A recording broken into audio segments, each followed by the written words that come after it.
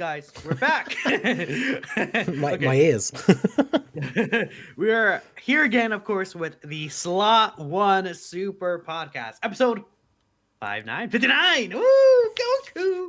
And Woohoo. just in time for the 10th anniversary chat. Dokkan to 10th anniversary. So many things to talk about. Finally, we're not in a dry period. Even though, Mhm. I guess last time we talked about New Year's and stuff like that, but still, you guys get the point. We're gonna head into some very exciting times, and of course, it's not just me here. That just is like a third of the fun. We have Vilify and Messing in here as well, of course, as always. How's it going, everyone? What'd you say? I couldn't hear you after that intro. Sorry if I ruined your ears or anyone else's, but it is what it is, man. It is what it is. I'm excited, and I'm not gonna let y'all stop me from it being happy. Now, as always, we have a few things to talk about here. Of course, this is gonna be the last show before the anniversary starts. In fact, in about 2 days, we have the anniversary countdown, and there are a couple of things that we could really talk about. But before we head into that, couple of things. First and foremost, if you want to help support the podcast, if you have any questions, comments, or shout outs, all donations and super chats will be read out at the end of the show. We do really much appreciate you guys' support. Even just watching definitely helps out. And we appreciate you all for tuning in every week. But of course, we do have one last thing that came out for the New Year celebration that we weren't able to cover last time. That is two new Extreme Z Awakenings for the physical Super Saiyan 2 Goku and then the STR Kid Buu. So these characters, have been very highly anticipated to EZA, and a lot of people were expecting them to get their Extreme Z Awakenings. I think they fit perfectly here, and they are both pretty good. I would say we could all probably just agree on that these two characters do work really well in how Yeah. the game is right now. But I'm gonna go ahead and let Vilify give his thoughts on these characters and what we could talk about. Let me go first. I like it. So, one thing with even before we get to those EZAs, it makes me interested for when PyCon and Janemba are going to be slotted because they true. came out a year afterwards. So now we're kind of just like, are we waiting for a Super Gogeta celebration? Probably. So Kid Buu. I think we all, we were just literally just talking about this right before the show. We're all kind of comfortably agreeing with where he is placed. At least you got to put him probably in your top 3 if you're making a TUR list at this point. I believe Ningen, you said he was 1, right? I kind of agree with you. Well, yeah, I have him at 1. Yeah. So Is that including all TORs or just easy TORs? probably just EZA. Yeah, I don't- separate when I do my tier list. I separate the Yeah. EZAs, but it's tough because like Glorio is really, really good, but then also Glorio makes Kid Buu so much better as well by being on his team. So it's really hard to decide because, like, if you don't have Glorio, Kid Buu is still good, but Glorio makes him so much better. Like, it's tough. Maybe Okay, I suck that's at the fair. game, but Super Saiyan 3 Goku, I feel like it's like you don't get him out every time like easily. Yeah. And I I go ahead. No, I'm just gonna say, just in general, my feeling with transformation characters, I just like them less and less as time passes on. Yeah. Especially with how complicated these kits are, and they're obviously intended to be balanced around the transformation in a sense as well. Like a Right. character's base form could be good, but they're not gonna be outstandish. It's their Mhm. transformations that really stick the landing. And Yeah. while those transformations could be like, whoa, really good, and not even just for the Super Saiyan 3 Goku, but in general sometimes getting to there could be really tough if there's restrictions, because if they make Yep. them better, it feels like they restrict them harder. And of course, these restrictions were previously applied anyway, so there's not a way they could change this guy's active skill, at least Mhm. how the game is currently. But Mm. I just Yeah. wanted to say that my opinion on transformation characters. Yeah. Yeah, I think you said that really well. Where they are balanced around the transformation, I can't talk, but being balanced around that, I think it does make it a bit tricky because the most like at this point, I think I'm ready to call the AGL Blue Boys like the most infamous Dokkan unit maybe ever. You know what I mean? And so even despite them not being as bad as people want to say they were in the base form, you definitely notice a quality upgrade with Vegito Blue. And when you have issues like that, it's just, it really does kind of bring down the quality of a unit because we're talking about an LR Vegito Blue where we're not happy. Where we look at previous iterations of Vegito Blue, the physical TUR, the tech TUR, right? Both very good characters. The first iteration of the LR, very good, and then you run into this version with the fusing version, and it's just not what everybody wanted. So it Yeah. can be a bit tricky. And as impressive as Super Saiyan 3 Goku is, I think the base form is decent, and it kind of sucks that it is. I wouldn't say a quest, but it can be difficult to get him up to that Super Saiyan 3 forms at times for me. I like how Kid Buu, you can come swinging out the gate. Like you said, Glorio makes him better. I like running him on the Buhan team specifically. That's where I've been running him. That Buu domain really helps him out when you get Tech Buhan up into his Super Buu domain. Been a really good time at using that character, and I've always had fun with like a character who the first attack stat isn't going to blow you away, and then you see that second super, and it's like the attack stat doubles, and then you get the next one. It's like the same case. Yeah. So like you'll have situations where like the first one's like 10 million, and before you know it, you're already up to 30, and it's very fun stuff. And I'm really hoping that these TURs don't just get completely power crept out of the stratosphere here in a week. And, pretty likely, pretty possible. Man, I don't know, because like the thing is with people, like a lot of people agree that Goku and Kid Buu, and then like Gotenks, Glorio, some of these characters that have come out in the last like month or so are like up there as being some of the most powerful units in the game. So if they get power crept by the anniversary content, like no units in the game are going to be good apart from the new units. We've been there before. Okay. We pre-year 7 we were there. I mean, Uh-huh. we had the Namagoku Full Power Frieza UI Goku trio. We had literally these exact same EZAs that we're talking about right now. Right. Tech androids. We were like, oh my god, these guys are good. And then anniversary came around. I was like, but Yeah. I think with that, I don't think it's going to be the case this time, even though it's 10th anniversary and a huge thing. I feel like I don't expect like a leader skip like a leader skill kind of jump in power. But even then, I feel like these characters, like with how another thing is kids back then were not nearly as complicated as now. I think we're at a point where these characters it's going to be harder to power creep them compared to before because of how complicated these character kits are. And there's so many of these like situational like things that can happen for a lot of these characters to still be really looking good, even like I think in a power creep environment, right? So I'm not really necessarily too worried. Now, I guess we can move into just talking about these characters themselves. My personal opinion, I think these characters are the best EZA2Rs. I think that just excluding Super EZAs and just normal TURs, they are 100% up there with how powerful the rest of the game is. Personally, I'm more of a fan of Kid Buu. I think Kid Buu is just a generally more consistent character, and I like his design overall.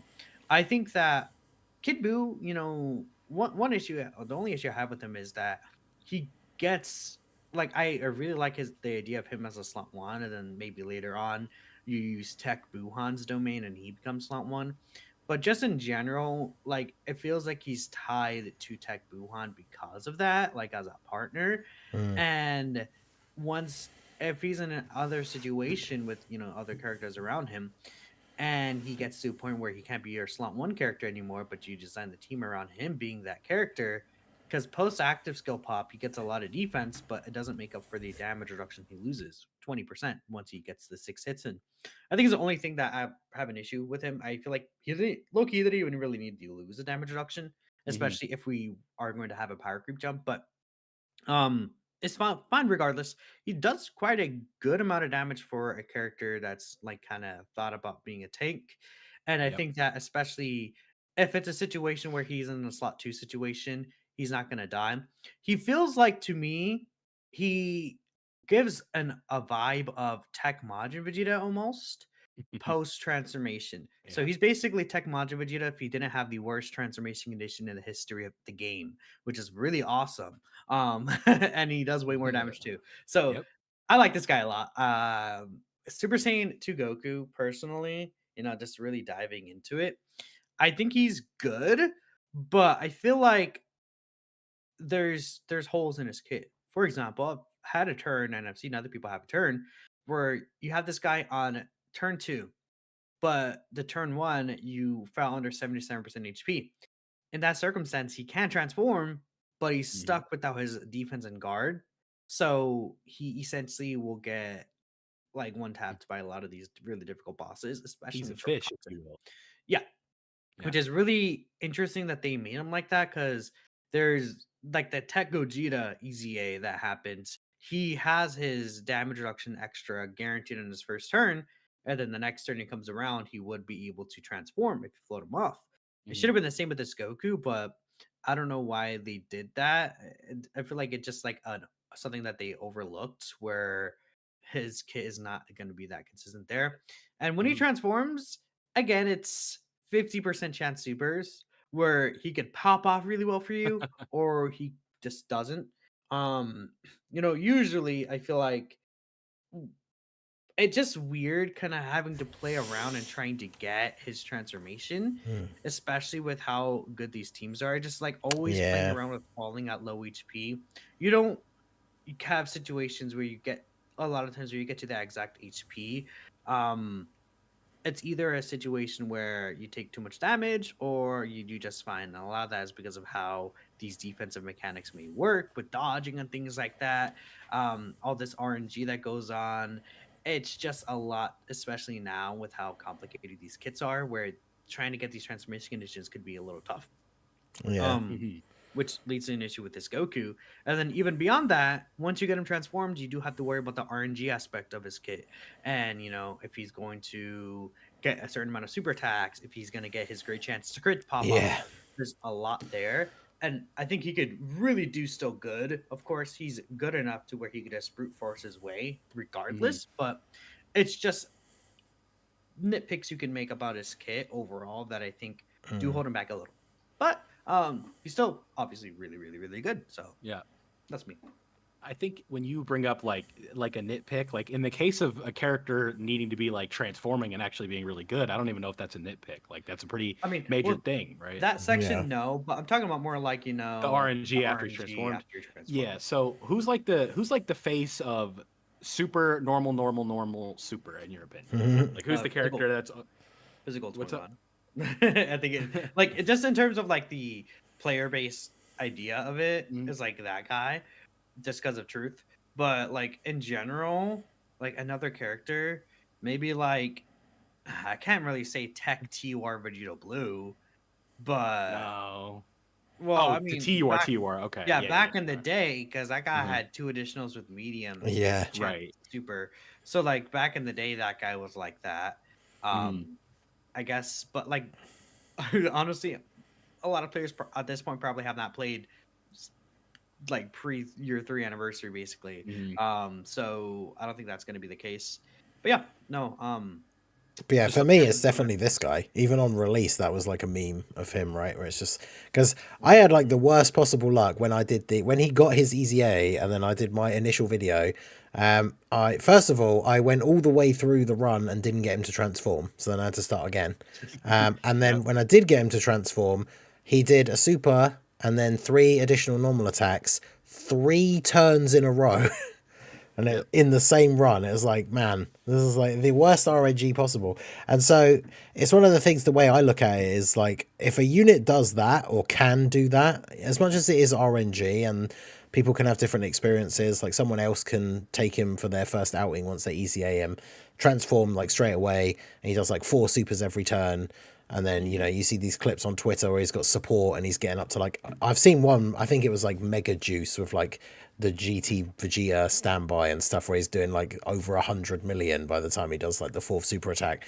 And then it's like, you see all that stuff and it's like, yeah, okay, he's really good. He's one of the best TUR, like best TURs in the game, best units in the game. And then, yeah, you have the runs where you take him into the events and you get the experience that I got. And then it's like, well, then he's nowhere near like the best TUR in the game, right? Like, which is why I kind of agree with what Minato was saying. Like, I prefer Kid Buu because the way I have always said it, like when I've been talking about it, is I just prefer that consistency.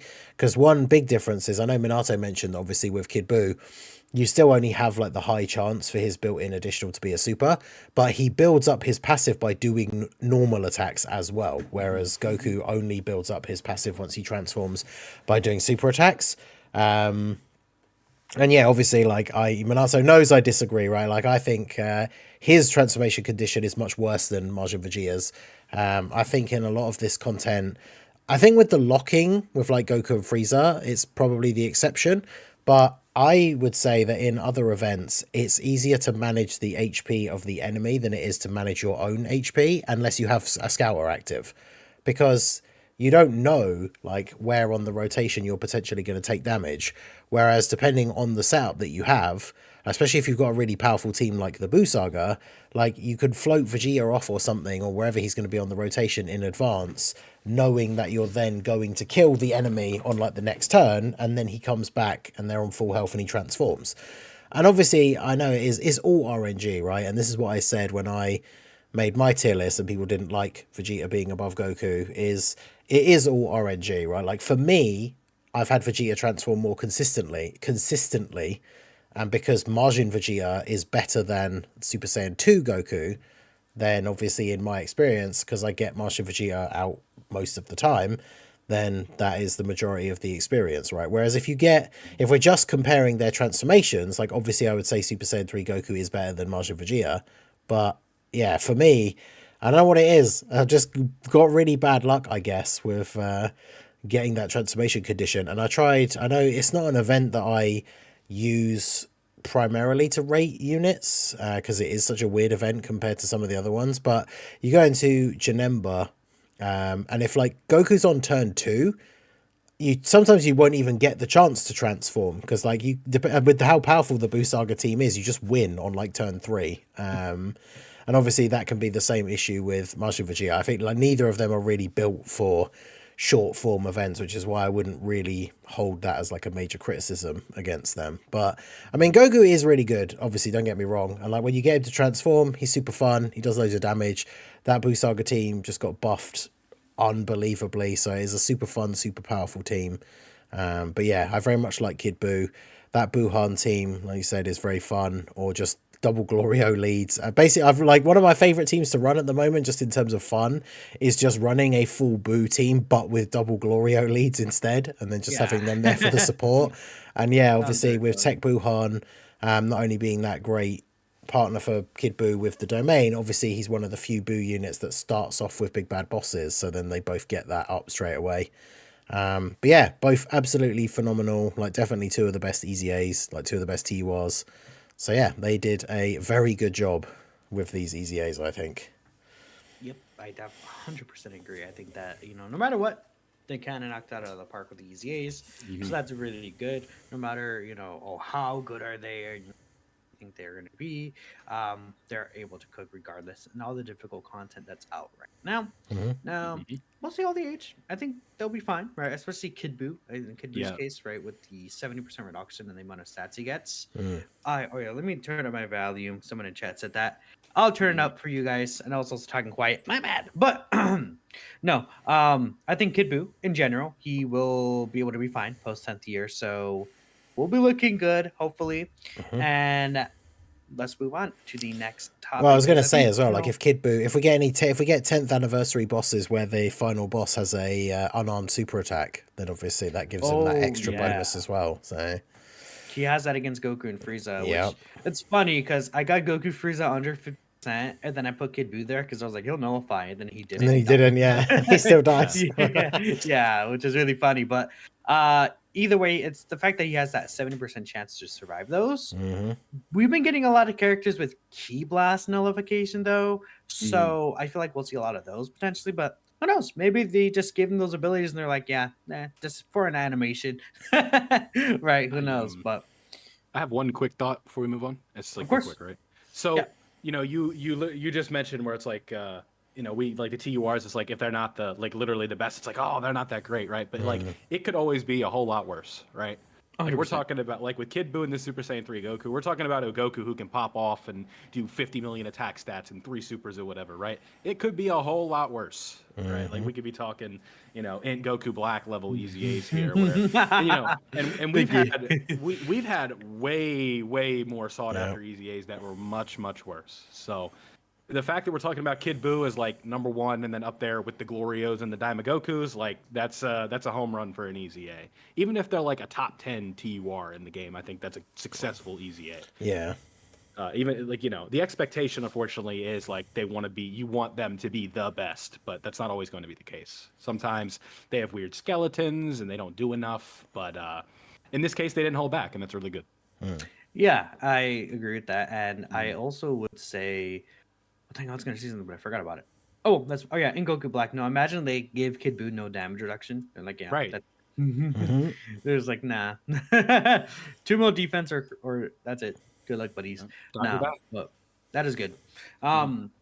But of course, we do have some announcements for the 9th anniversary countdown, right? And just a couple of quick changes I want to talk about. Nothing really too major. We know that there is going to actually be a 10-day countdown this year. So the countdown is actually going to start 3 days earlier on the 19th compared to the usual like 21st, right? So I guess that's technically 2 days, but you guys get that point, right? It's usually it's an extra 3 days for the countdown now. Yeah. So that's really cool. Um, Battle Hour, unfortunately, had gone canceled due to the LA virus. If anyone's in the area, we hope that you guys are all doing well and safe. Yeah. That's, of course, the most important thing. And, we hope you guys will be all good, Mhm. Sending our prayers to you, of course. But in the midst of that, all these games have been actually doing their announcements that would have been at the Battle Hour. And Dokkan actually also is doing a very, I guess, impromptu stream for the actual Battle Hour content, it looks like. And that's actually going to be tomorrow. And at least as of this time of this recording, it's in about what, like 30-ish hours or so, right? Mm. 6 hours tomorrow, right? Mhm. If that makes sense. So during that stream, it looks like they're going to be likely giving us what the new LRs are going to be. We'll talk about that in a little bit. But that's just something I wanted to go ahead and address there in regards to, I know a lot of people are like, what's going to go on with the content that are going to show up Battle Hour? Seems to be that case. Along with that, we do have an official announcement of Dokkan 2, right? Which is now confirmed as version update 5.25. Right now, I know a lot of people are like, "Oh, it wasn't announced on the global version," but Yeah. yeah, so it's funny because how JP and Global usually JP usually makes this announcement like 5-ish, 6-ish days prior to the announcement of the actual implementation in game, while the global for their like past 3 years have done it like 2-3 days before, right? And I guess that's just gonna be a difference that stays post sync, even though that doesn't really mean anything. But yeah, um, that's a thing. So we'll talk about it, of course, as I think that's gonna be addressed during the actual anniversary stream, which again we'll just hop right into. So again, tomorrow at 9 p.m. Eastern time, the anniversary stream. I think that they're gonna show the part 2 LRs, but what do you guys think we're gonna see? I think they'll show the part 1 LRs, not the part 2 ones. Part 1 LRs. My bad. I don't know why I said That'd be part that'd be a 2. bold move to show the part 2 Yeah. LRs. um, Yeah. Yeah. so the I thing think. Yeah. Sorry. I was just gonna say, I think because they said obviously their plan is to show what they would have shown at Battle Hour, and I think wasn't it last year they only showed at that fan thing. It was like they showed the just the card arts, and I think that was it. No. So No. actually, they showed us a couple of things. They showed us the card arts, right? We Yep. didn't get any details for the characters, Mm-hmm.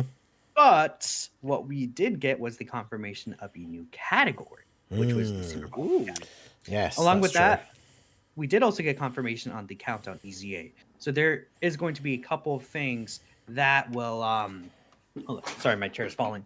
There will be a couple of things that will actually be introduced during there, is what I'm expecting, Mhm. especially since it was a fan meetup, right? There should be potentially, if they want to answer like or do a Q&A session. Mm. I'm not sure how possible that would be. Maybe they had pre-planned questions or some things to Mhm. address. But considering it's year 10, I think it'll be bigger than last year. Yeah. Now, that's pretty much it. And I guess we could talk about the possibility of maybe a new category because past 3 years we've gotten new categories for anniversary. I believe Mhm. the 6th anniversary we got Power of Revival. And then UI Goku's category is Legendary Existence, right? I believe. Miraculous Or Awakening. Miraculous Awakening. Yeah, those stars. My Yeah. bad. Those two were introduced during 6th year. Mhm. Year 7, we got Power Beyond Super Saiyan and Fused Fighters. Year 8, we got the Power Wishes. Year 9, we got Super Bosses. So you guys see the pattern. Mhm. A lot of times during anniversary, they introduce this new category. But what do you guys think it'll be? Because based on the potential themes that it looks like, I'm not really sure what they're gonna go for. I thought you were gonna say what I was gonna say, and I'm like, you're gonna steal my thunder here. No, I'm I- gonna Go for it. I'm going all in. Z Heroes, baby. Z Heroes, huh? Yes. I'm not 100% Probably sure. I not. can see that because Yeah. to me, it feels like the celebration is like Goku and Vegeta's story is what it feels Right. like. Because rather than like even just like the story of Dragon Ball, it feels like the story of Goku and Vegeta because of the red zones. I think is the Right. one thing we had Goku story red zone dropping literally tomorrow evening, basically when the countdown does begin. Yeah. So that's kind of what I think. And I think it'll be related, and the LRs will be related to that kind of idea, which makes sense, of course. But who knows? I mean, I see someone in chat. Destined Rivals name like a. I guess we have the worthy rivals category, but like maybe like if they do like because worthy rivals is just like the Goku's rivals. So I guess they could just make a new category that's similar, but just like pairs of those rivals, which would basically be almost a direct upgrade to that. But it'd be weird to constitute like who and what classifies as rivals, right? Yeah. It's one of these categories that are like not concrete and could be. Would Really, it? Yeah. Frieza would probably be on it. I would assume Frieza would be on there. Yeah, that makes sense. Frieza, could it be like? Well, Piccolo's already on the one. Yeah, Piccolo, Tien, Vegeta. That's yeah. I mean, that's literally just worthy rivals with Frieza on it. Yeah. okay, And Imagine Goku- if it and was Goku, I just because guess. obviously that's the name of like the Easy A's. Imagine the category is just called Destined Rivals and it's just every Goku and every Vegeta and that's it. That's the whole category. I mean, honestly, that like. That would work. I mean, it guess can that work would for some work. team builds, yeah, for But sure. it's just like but- worst pure Saiyans. yeah, it's just pure Saiyans with a load of other characters trimmed out from they- that. Yeah, The thing is, Yeah. right, they refuse to give pure Saiyans a leader, and in this case, we would be getting an anti-power creep character as a leader for Destined Rivals. I mean, like I would be fine with it, but I just like I don't know. Maybe if it's like pure Saiyan's leader and then the 200% to Destined Rivals or something, Yeah, it's- whatever. I guess we'll see. I mean, it's not like they have not done categories like that before, where it's like basically makes another category irrelevant. So, or like a smaller version of an existing category. yeah. So, I mean, I guess, but who knows?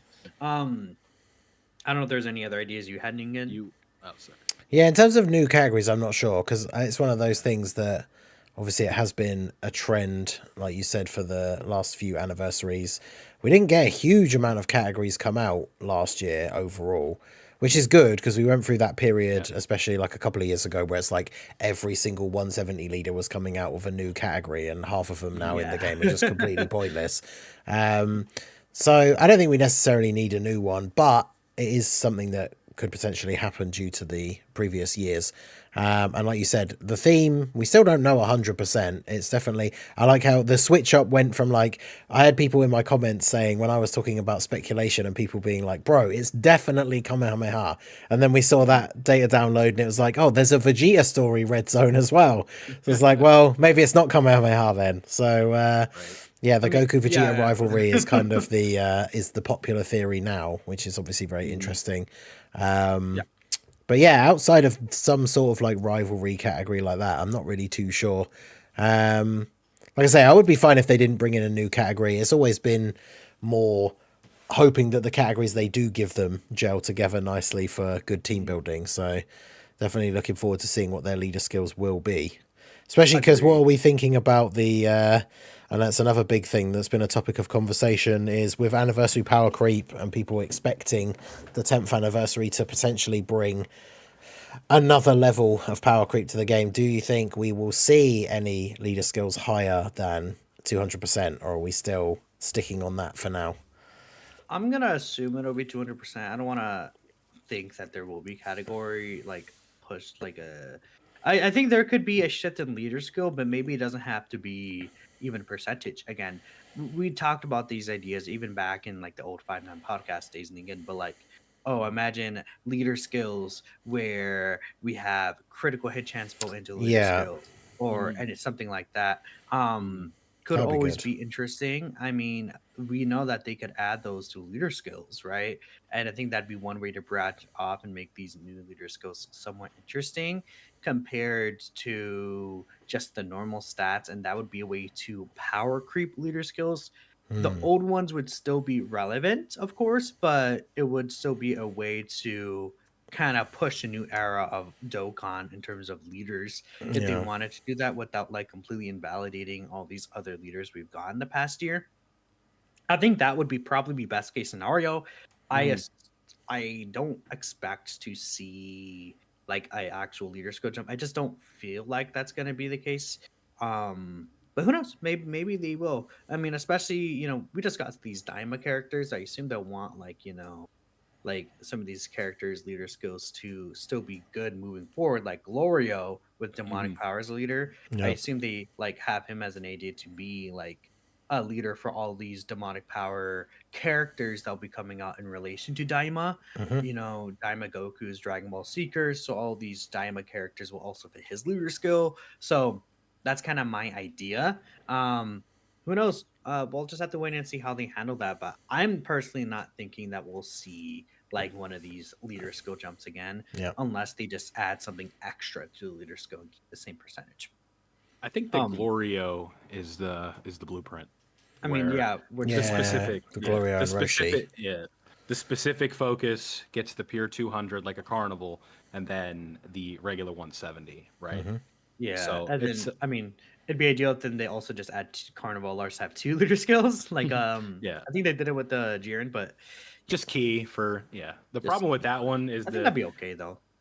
but it's just like the team just blended together too well. Where it's like it feels like that's the thing, right? Because we talk about this, I feel like almost every episode, where it's now the foundation's laid, so we get the double 200. But if you want to run a specific version of that team, you get the extra key and it helps out. And it's not like he's doing 250%, so we don't have to worry about that. But in theory, they can double 200% if they want. So maybe that is what these new LRs do. They do key 4 200 for Destined Rivals, and then it's just like a normal lead 200% lead or 170 Mm, for something else, right? Hmm.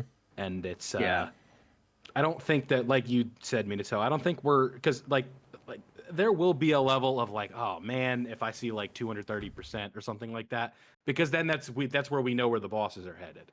And it's like, yeah. oh boy, is Beast Gohan gonna be irrelevant here, or is Kid Buu gonna suck now? And that's like again, that would be a pretty big indicator that the content's gonna get way more difficult if we're gonna get an extra 30 or 40% stats.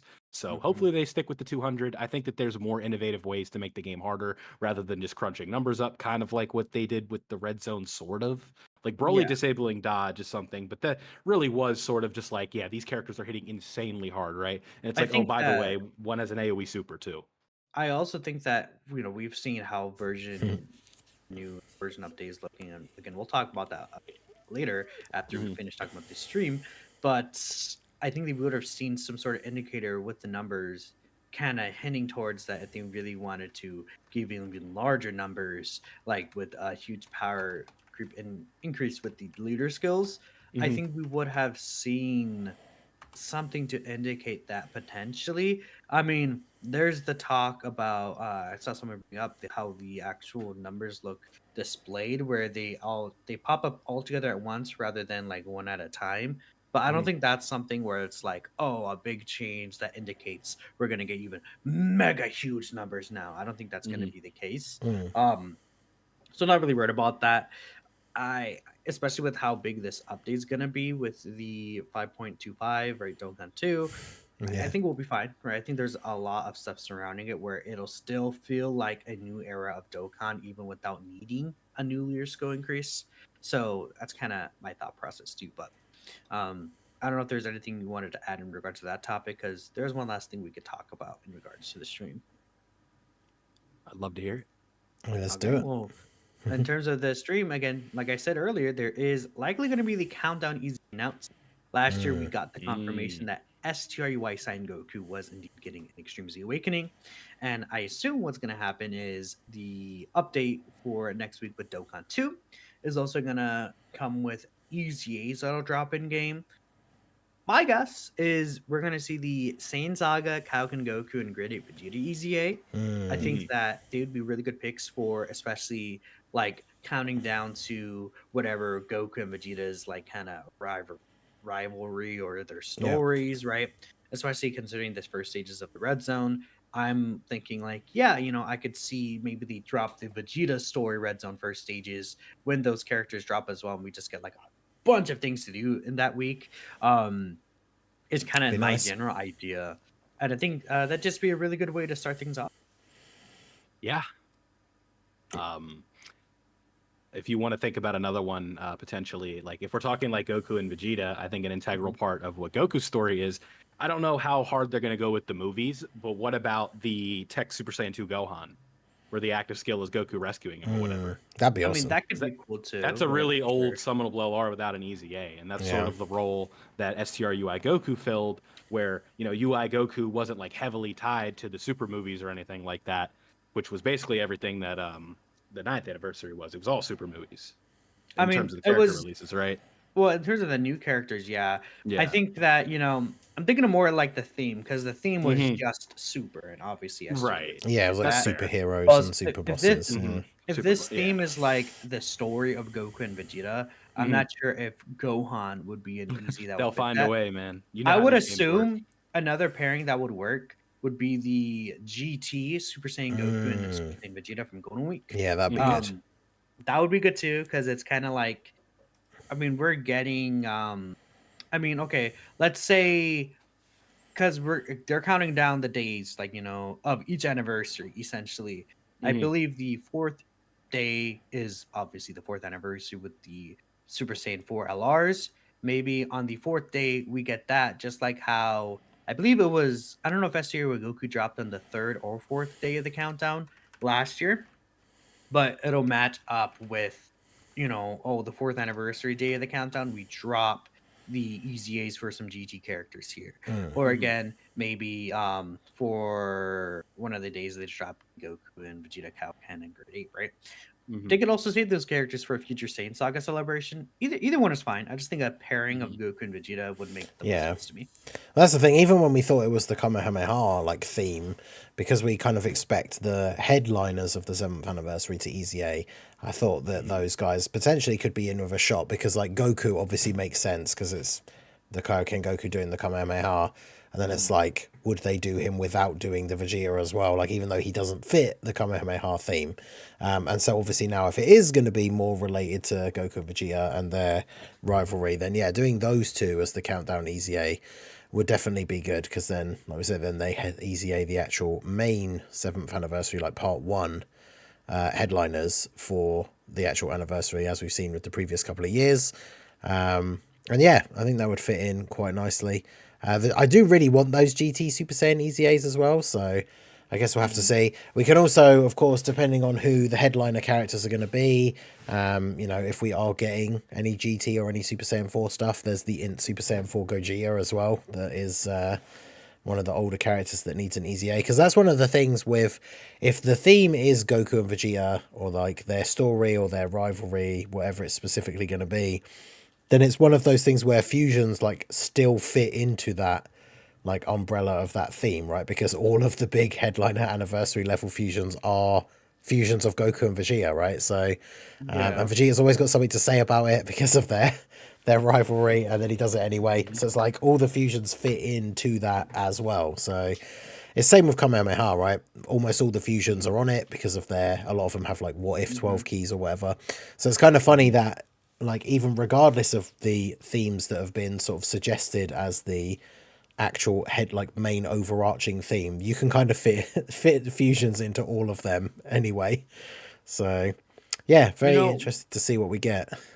one thing that I saw Zien in chat point actually is a pretty good point. Where if it was based around Goku and Vegeta's rivalry, they would likely put Goku and Vegeta in the card together, just Hmm. like year 7.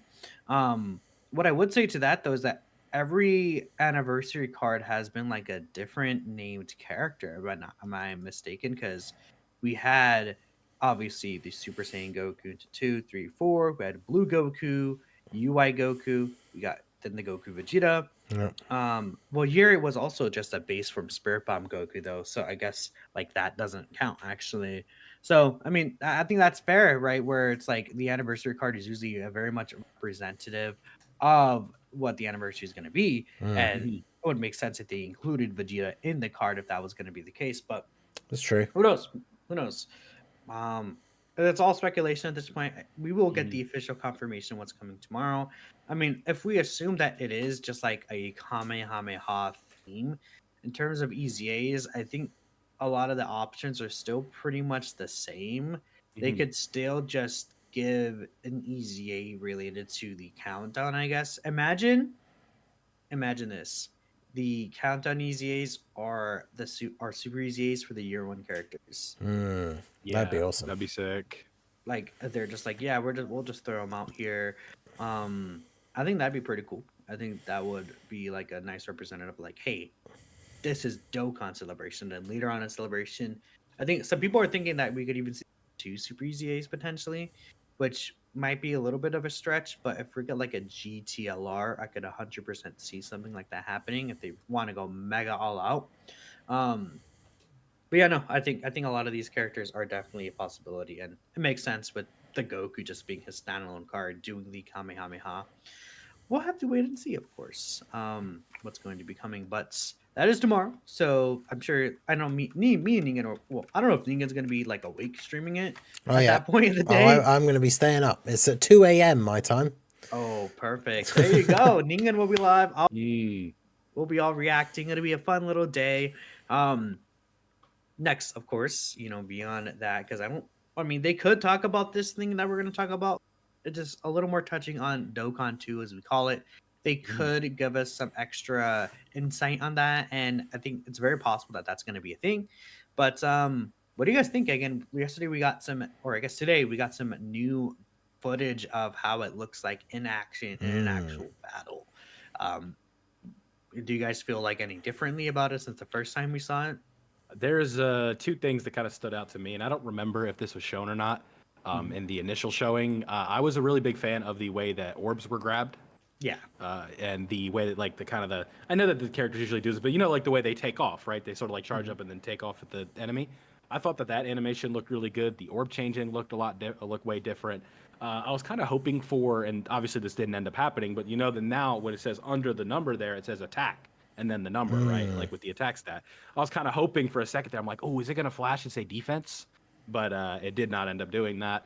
Um, the whole sort of vibe that I got from that was that it's like, oh man, this feels weird. Like this feels different. And Yeah. that's the whole point. Like I get why. It's like yeah, duh, it's supposed to, but we're just so used to the way that Dokkan is being played these days and we've been going on like almost 10 years of the same thing. There's been minor tweaks here and there, the Dokkan meter, the auto mode stuff being added, but it's going to take some getting used to, but I think most of it's for the better. Normal attack animations improving and all that. I really slowed it down and watched it when I broke it down today in my video, but it looks good. I think it'll be exciting for a lot of people, even if it does look a little bit off at first. Eventually, it'll just become second nature, I'm sure. Yeah, no, I definitely agree with you with that. Where just over time, people will get used to it, and more. Hmm. Some people will warm up to it. Some people may just not like it. I think that again, I'm one of the people where it's like I want to wait and see. I think it just feels weird to me. Um, Hmm.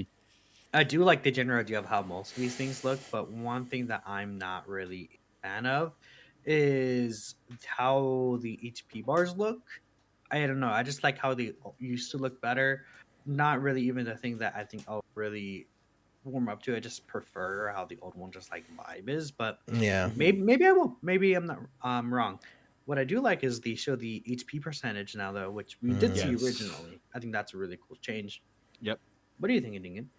Yeah, I'm kind of in the same boat where I'm still a little bit like, I'm still a bit, I don't like change. I'm old and set in my ways, but it's seeing it like actually in action rather than just screenshots. Like it looked a little bit better. But yeah, it's just one of those things that's going to take some getting used to for sure. I do like some of the little tweaks, like you've got the actual, like when you're getting the results thing at the end, it still has like the event background and stuff. Yeah. some of the little like bits, I think little touches are quite nice. I do quite like the new font, like the way it comes up for like the damage numbers and that kind of thing. Like stuff like that's cool. I think it's just the main menus, like I said, like the bit at the bottom with the HP bars and the all being in blue instead of like the green. That's just something that will take some getting used to, but it was good to see it actually like in motion. Yeah, it's very arcade game like. I saw a lot of people saying that last time. Someone mentioned it in the chat as well. But yeah, it's not that it's bad. I think it's just that it's different. So Yeah. it'll be one of those things. We'll get the update. It'll be weird for a while, a few days, a few weeks maybe, and then we'll just be used to it. I mean, the thing is, I'm more looking forward to now is seeing all the stuff that we haven't seen, because I think I mentioned this the last time we talked about it. But obviously, the main menus and everything have the same sort of theme as the sort of that green that like is the in battle where the HP bars are and stuff like that. So I'm assuming if that's all changed, all of the menu stuff is going to change as well. And obviously we haven't seen any of that yet. So I'm quite looking forward to that, like what the new title screen is going to look like, because obviously all your info at the top with like your name and your rank and stuff is all in that green like theme as well. So I'm assuming that's all going to change. So yeah, I'm very interested to see what all the menus and stuff are going to look like as well. I kind of got a vibe from the back, or the what's it called, the green of like the regular screen. So you just mentioned how the background changed, right? I forgot about that. That all looked the same, right? The like the rank, the amount of XP that you got. The guy that did the video was a scrub. He wasn't even ranked 999, but Outrageous. yeah. So he yeah, but that still looked the same. So I'm not sure how much the main menu is going to change. Yeah. And again, I mean, you just said it, right? You're stuck in your old ways. I'm stuck in my old ways. I'm still trying to sit on the soapbox saying Beast is still number one, right? So I get that. Hell yeah. Bro, okay. So sorry. No, what I do want to say is, I do like, in terms of something new that's interesting, I think that you guys might like, is the upgrade for passive skills and how they look like. Yes. Whether Bullet pointed out now. Yeah, 100%. Dude, the number of times like I read a passive and it's like some of the really, really long ones, and you get to a bit where you're like, it's like a massive sentence, and then there's either like a comma or a semicolon and then another sentence, and I'll read it once out loud and then be like, are those two bits supposed to be connected, or am I reading it wrong? Like, and it doesn't happen all the time. Like the most of the time they're quite good with using the punctuation to separate bits. But there's been a few times. Well, yeah, there's been a few times where you just read it and you're like, what does that? What? It's like, are these two bits related? And obviously now they're going to be laid out in a way that makes it much clearer, where it shows the different like phases of when things will activate, and then those things are all together. Like the example they show is like the on that new screenshot is the version C Goku, and he obviously has his start of turn stats, and then he has the like allies key and HP attack and defense, and they're all in the same place because they're all just this is what he has at the start of the turn. And then you have the section for like, this is what he does when he super attacks. Whereas in his original passive, the support is like halfway down in the middle of the wall of text, right? Whereas now it's all just like laid out. So I think that's really good. And obviously, as we're seeing units now that are getting longer and longer passives, I think I told the story on stream the other day, but like I'd forgotten about it until in the last couple of days. But I had a friend that played it Dokkan on and off, and then kind of just quit like months back, 6 months plus back maybe. I don't know, hadn't logged in for a while, and he was joking to me about like, he was like, how long are the passives these days? And I showed him a screenshot of like Int Broly from the Worldwide, and he was just like, what is this? So for stuff like that, yeah, so for stuff like that, it's definitely going to be very useful for sure. So that's funny. And one thing that's funny about that Broly is like when they say in the passive, it's like when the Natade village domain is activated, right? Yeah. So it's like not even that, so it's like a 3-word thing. Good times. Pretty crazy. But what I also do want to bring up is I think there's two changes that they still need to make. One, I always hate that there's the wording difference as the first attacker. When this character is in the first slot that JP has, there's no reason for not having that change. Goodness. But it's too late now at this point. Who cares? Secondly, they need to change high chances, great chances. Let's put the actual percent, bro. Yeah, that's a good idea. We know what they are. it still just makes it like, imagine you're a new player, you're Mhm. like not on social media, you're like, what does high Yeah. chance Uh-huh. mean? Like, and then you see plus Yeah, 20% chance crit, like because when you get hit, and it's like, well, okay, what do I have now? yeah, because like high chance is only 50%, which realistically isn't that high. It's just half. So Yeah. because it's a 50-50, it's like a coin flip. Like you say, if you're a newer player and you don't know specifically what high chance means, like you could have that, whatever that is, not proc like 3 or 4 times in a row, and then just be like, how is this a high chance for this to happen? Yeah, that's something I hadn't thought of until I saw your comment earlier today, actually, which I think is a really good idea. Just like, what is the point of it saying high chance, like medium chance? Just put 30% chance. You're using less Yeah. characters most of the time anyway. And of course, the one thing that I hadn't thought of until just now is that, especially with some stackers, the high chance isn't actually the same, is it? Because some units that have like raise attack and defense, it's like not 30%, it's 20 or 25 or Well, something. So like m- if it just had the every actual percentages, it would be much clearer. every character that raises attack and defense, and if they're both not greatly raises, it is always going to be 20% for the section that's not Yeah, greatly. whereas the normal is like 30%. Like, For one, if it's like a 1 turn or a 3 turn yeah, raise, like if it's not infinite stacking, then it is 30%. yep, That's another thing, and people even nowadays get confused on that and don't yep. understand I that. forget that. Like, And I'll read a new unit's passive and be like, okay, so he's stacking attacks, that's 30% every turn. And it's like, no, because he's stacking, so it isn't 30. Like, I'll forget well, sometimes. no, Like, the funny thing is when you stack attack and it's just stacking attack, that is 30%. But if you're stacking attack and defense, it's 20%. oh, well, there you go. See? So, yeah, just Yeah. put the percentages in it and then we won't have to get confused. It should just be raises attack and defense by 20%. Yep. And then that's it. Or then where's the attack and defense by 30% per. And like that's all they have to do. It's like I don't see the point in not specifying what it is.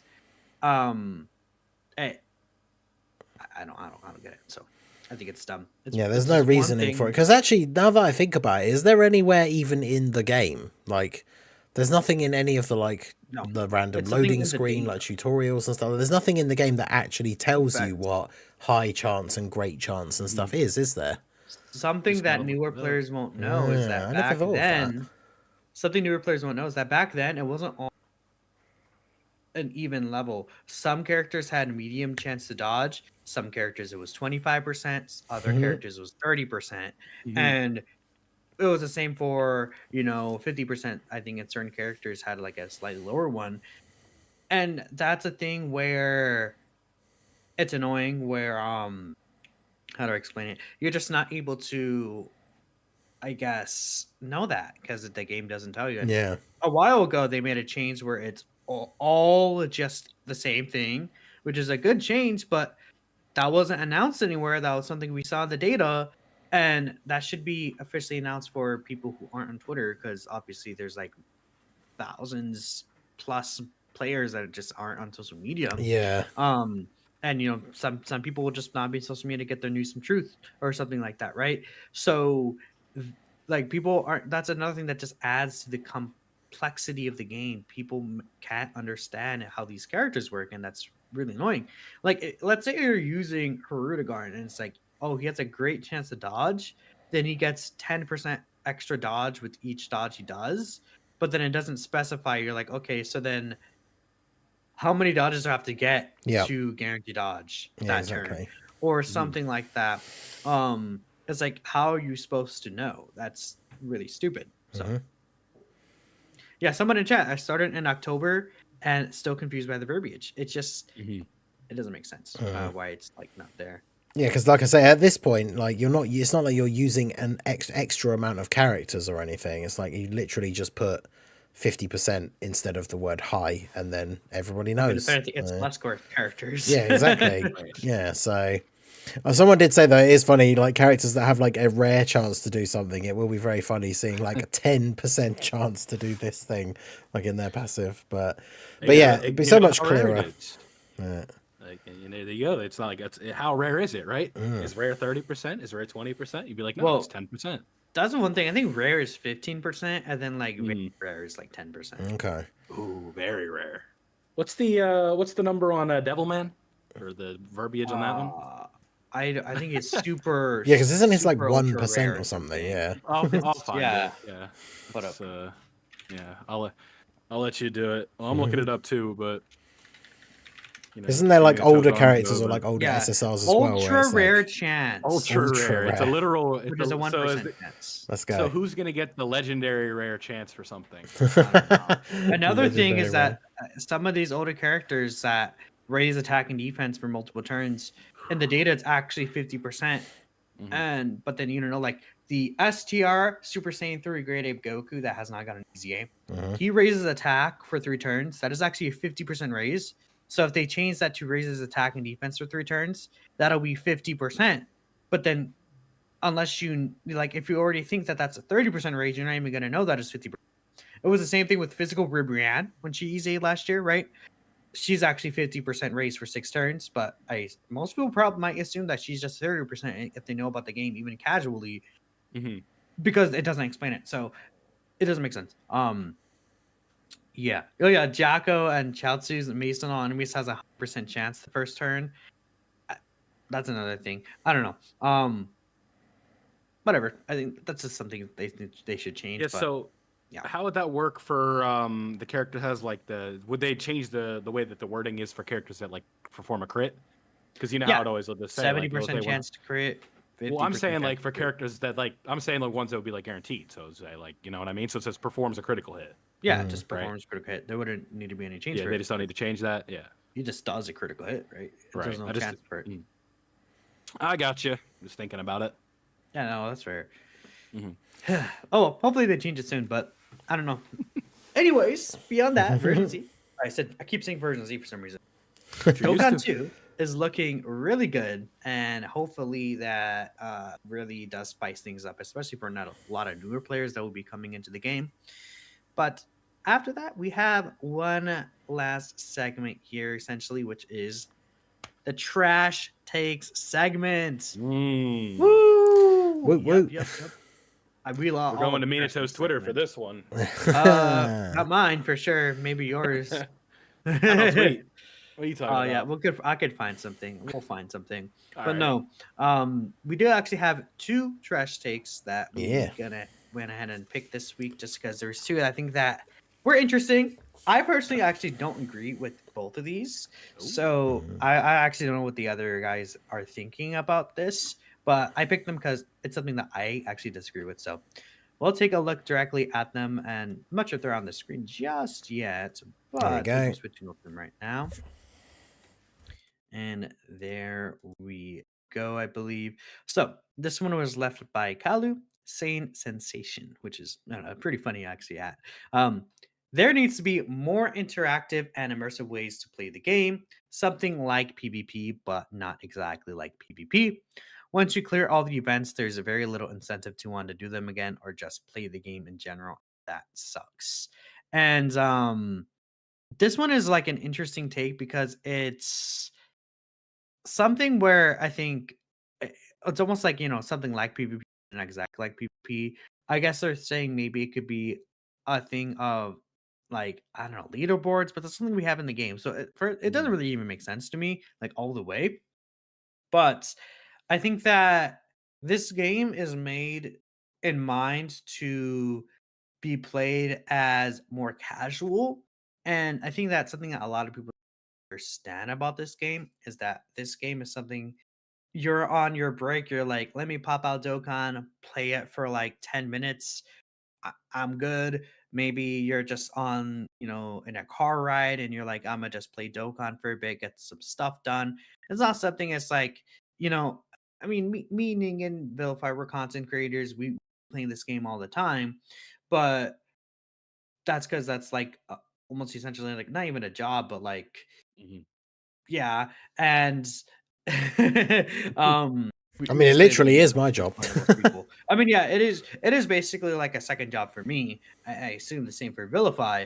So the thing about that is we're gonna play the game more than other people, so it's hard for us to really say it. But like in terms of casual play, I think a lot of people are going to just have this game at like 80% of the player base at the bare minimum have to be playing this game like casually on and off, right?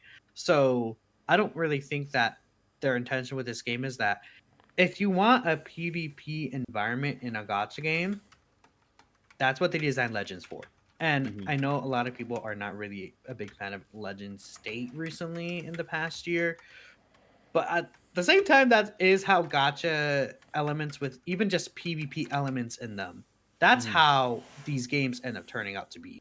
So if it's not something that you like, it's probably not something that you'll want in Dokkan, is my opinion on that. So Yeah.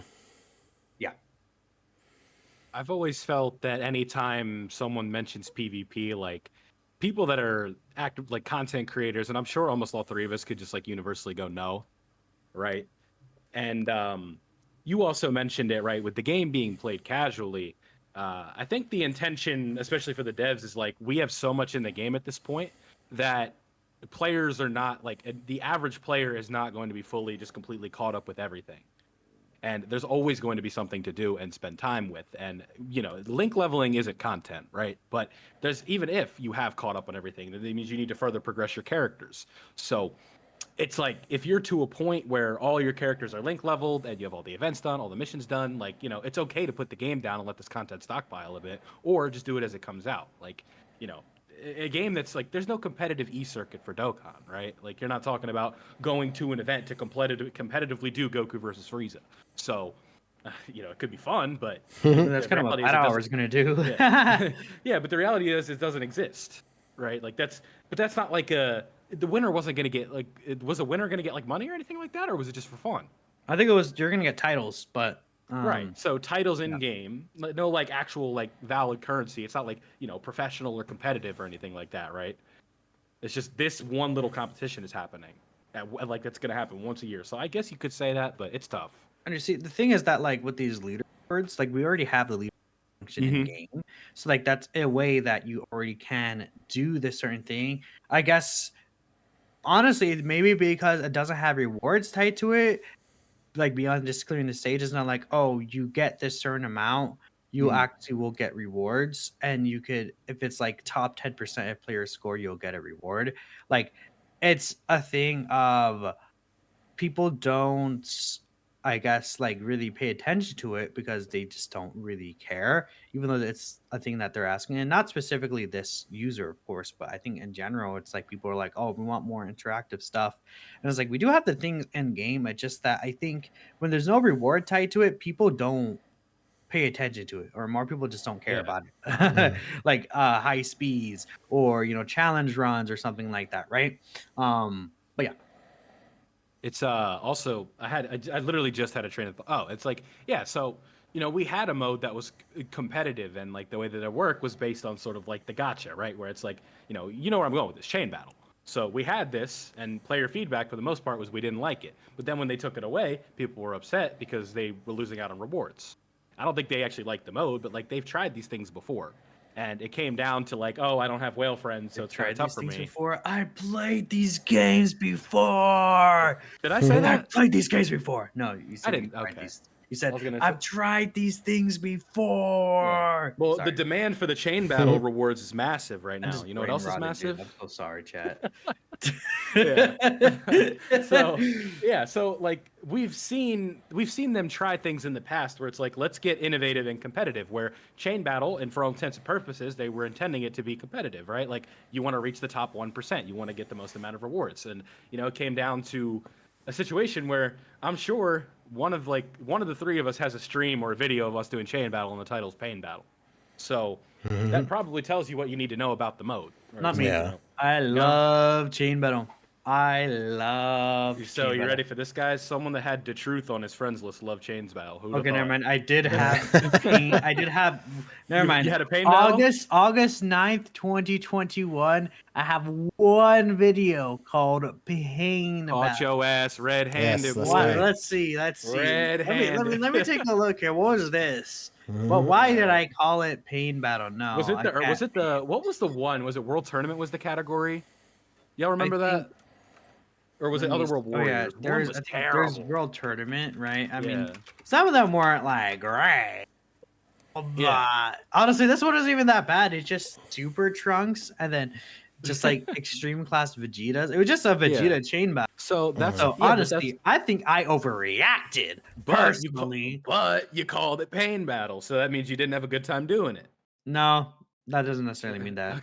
Okay, well, for the point of it, right? I'm not gonna sit This there and argue guy. with you about this nonsense, right? So it's like, so overall consensus is you didn't hop on. You're like, oh boy, I can't wait to play Chain Battle, right? You're like, oh boy, I can't wait to get my extra orbs and my stones, Yeah. right? So it has to have incentive to it, and so if they want to do like a competitive mode that doesn't have rewards or anything like that, people just aren't going to attend to it, right? Look, all I'm gonna say is that we play gotcha games. Like, how could we not like we're self-sacrificing ourselves to play this gotcha game.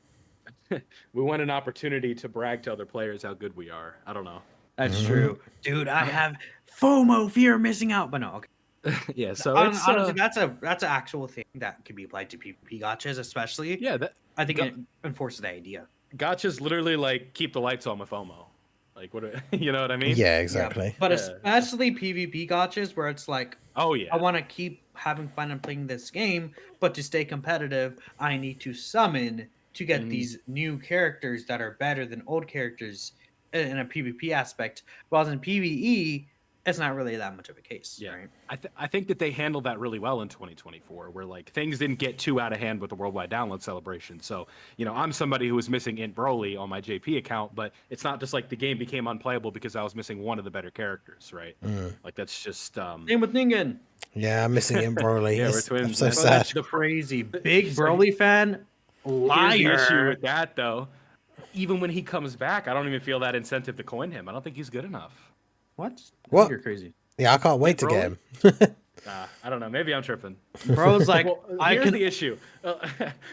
Tech UI Goku, I'm reserving my 500, and I don't spend that much, so I don't have that many coins right now. All I think I right, have there like we 800 go, red buddy. ones. That's the real answer. Don't lie to us. Don't I didn't- slander well, Goat. I didn't. I'm not. I'm not slandering. him, I just- Slandering. That's it. Ningen, it's your here's- turn. Yeah. Listen, I'm not. No, okay, the 10th anniversary LR might be better, and what if I get shafted on that and I don't? You have hear the this guy, pity, chat? right? I'm just saying. This guy said in Broly's not even that good anymore. I said he's Hello. not- I didn't say to the point where I have to That's coin. Where I feel like I have to coin crazy. him. Those are two way separate things, dude. That's crazy, chat. Look, I'm saying is don't listen to vilify for your coinage. Put 'Cause Broly in your bro's top gonna- 3 right now. Do Bro's it. gonna take you to the wrong path for real, for real. Oh my Listen, god. I always say it, do as I say, not as I do. So if I would have told you to coin Broly and thought it was good advice, I That would tell just to do means it. you got a skill issue. That means Gambler. yeah, that's what Yeah, I'm saying. When I yeah. say don't summon on a banner and I summon, I say do as I say, not as I do. And bro says he doesn't spend that much. Liar. I really don't make me pull up the receipts, man. I don't know. It's not that bad. It's really not that bad. Sure, man. Yeah, it's not that Yeah. bad. You just show like $1,000 a month. You're like, it's okay, guys. Dude, I wish my account would be so much better. Yeah. Yeah, sure, buddy. I've Yeah. seen that luck on your global account. Okay. Oh, that's just an alt. Come on. Yeah, that doesn't know, but yeah. It's gonna become the main when this JP gets shafted. All right. I mean, is your definition of shaft like 200 stones and you're done? Like, Come on. yeah, that's right. I've been around the got block. you. UI, Got you. UI I Goku bet- took like 2,500, dude. What are you talking Oh, about? look at that, Will. Yeah, that's when I was Yeah, spending. I so- got railed on that banner. But yeah, going back to the take. This is one of those Unbelievable, ones that I kind of agree to a certain extent, but like I do get not about the PvP obviously, although they say not exactly PvP because I think they're very aware of making it clear they're not saying they want PvP because I know that's an unpopular suggestion for Dokkan, which is a whole other subject that we've had before. But it is kind of true, and obviously I see both sides of it where as content creators or the people who do like to play it a lot, it can feel like there's not a lot to do, especially when like with the end of the year, we got Goku and Glorio release, we got Gotenks, we got these 2 really good Easy A's, but we don't have anything new to do with those characters. Now, obviously, for global, we got Jiren and the Goku and Frieza event finally. Whereas obviously, if you're on JP, that event's been out for a while, so there hasn't really been anything new, like challenging, in order to actually try, these new characters out on. But yeah, like Kid Buu burst mode max. I mean, that was kind of fun, but yeah, it's just like you said, is for a lot of people, this is a game that some people play for maybe like 20, 30 minutes a day at most, and not even necessarily every day. So there is, if you look at it from that kind of angle, a lot of stuff to do, especially when they do add in missions for these events, beating them with certain categories and stuff like that. But obviously, for those of us who play it a lot, and there are people out there who, not even content creators, who will smash through all the missions. Like, even when we get those missions for the actual celebration missions, where it's like spend X amount of stamina, like win 5 stages of an easy A and stuff like that, and people will just do all of those things like in one day. So yeah, it's one of those things. I think it would always be nice for there to be more stuff, but obviously at the same time, they don't want to release too much for the people who don't play as much, because then I feel like it could seem almost overwhelming in a certain sense. But yeah, I think one of the things that you, like I say, once you clear all the events, there's very little incentive to want to do them again. This is what we've come back to 100 times in the past. We've talked about it on previous episodes for sure. But this is why I always come back to, they should be utilizing the option more of adding in missions to events. Because then it's like, you get Goku and Kid Buu drop. So then add a mission, like a couple of missions to Goku and Frieza for like beating it with Super Saiyan 3 or Super Saiyan 2, or like, maybe demonic power, I guess, not, or Buu Saga, where just like whenever there's a new character that comes out, drop missions for these difficult events that are for their category, and then obviously not the character specifically, because then even if you're someone who doesn't pull them, you can still do those missions.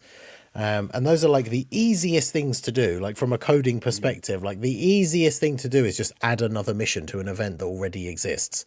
And if they did that with a lot of these major releases, if they did this every time there was an easy A and like a new character come out, then there would always be these couple of little extra things to do. And, they're not going to take you ages. You don't get tons of rewards, but it's just a little something extra to do, which I think would be good. A little extra. Orange Piccolo Giant. Exactly. Sorry. I've got a kind of, not a conspiracy, but like, it's not even a conspiracy. I'm just putting a tinfoil hat on, right? I feel like maybe they don't do that because they don't want to give out as many stones. I think because look at how they used to do like the Goku and the Vegeta event. Like they would do like batches of missions. It'd be like, here's like how many categories missions. I think the Goku event is up to like, isn't it like over? How many missions is on that event? Like it's a lot. I know the GT Goku event's like up in the 30s, I think, and it's the same thing with the Vegeta event. And it's like now you look at some of these and it's like they don't even get updates, right? Yeah. And it's literally like you said, like when it comes to a coding perspective, that is the easiest way just to do new content. That's not like, overwhelming, right? It's just something to do. And it's tough, right? Because here's what I would much rather have category missions than 30-stage easy A's. Preach. Right? Yeah. I want the stones, but I don't want to have to do 30 stages or something. I don't think that's a crazy take, right? Make them all 10. They spoiled us when they brought out the LR EZAs. Now just make them all 10 stages, please. It's the easiest, even if the stages are a little more difficult. Like, is it to keep player retention? Is it to keep playing time? I don't know, because it's like you literally have the good format right there. Yep. I don't know. So, I think that like maybe the reason they don't do that like is just because they don't want to give them more stones. That's basically all I'm trying to say. Yeah, potentially.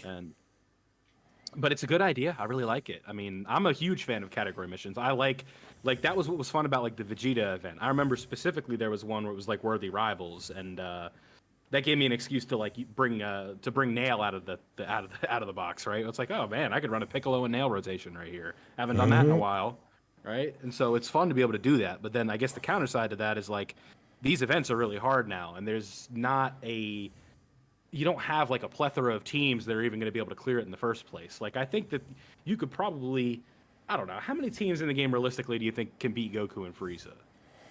Yeah, it's like the best teams, and then Like you the can top get tier around teams. heroes, Nah, right? I've seen people run like in Papu, like with Mm. Cyberman, and then just like beat it.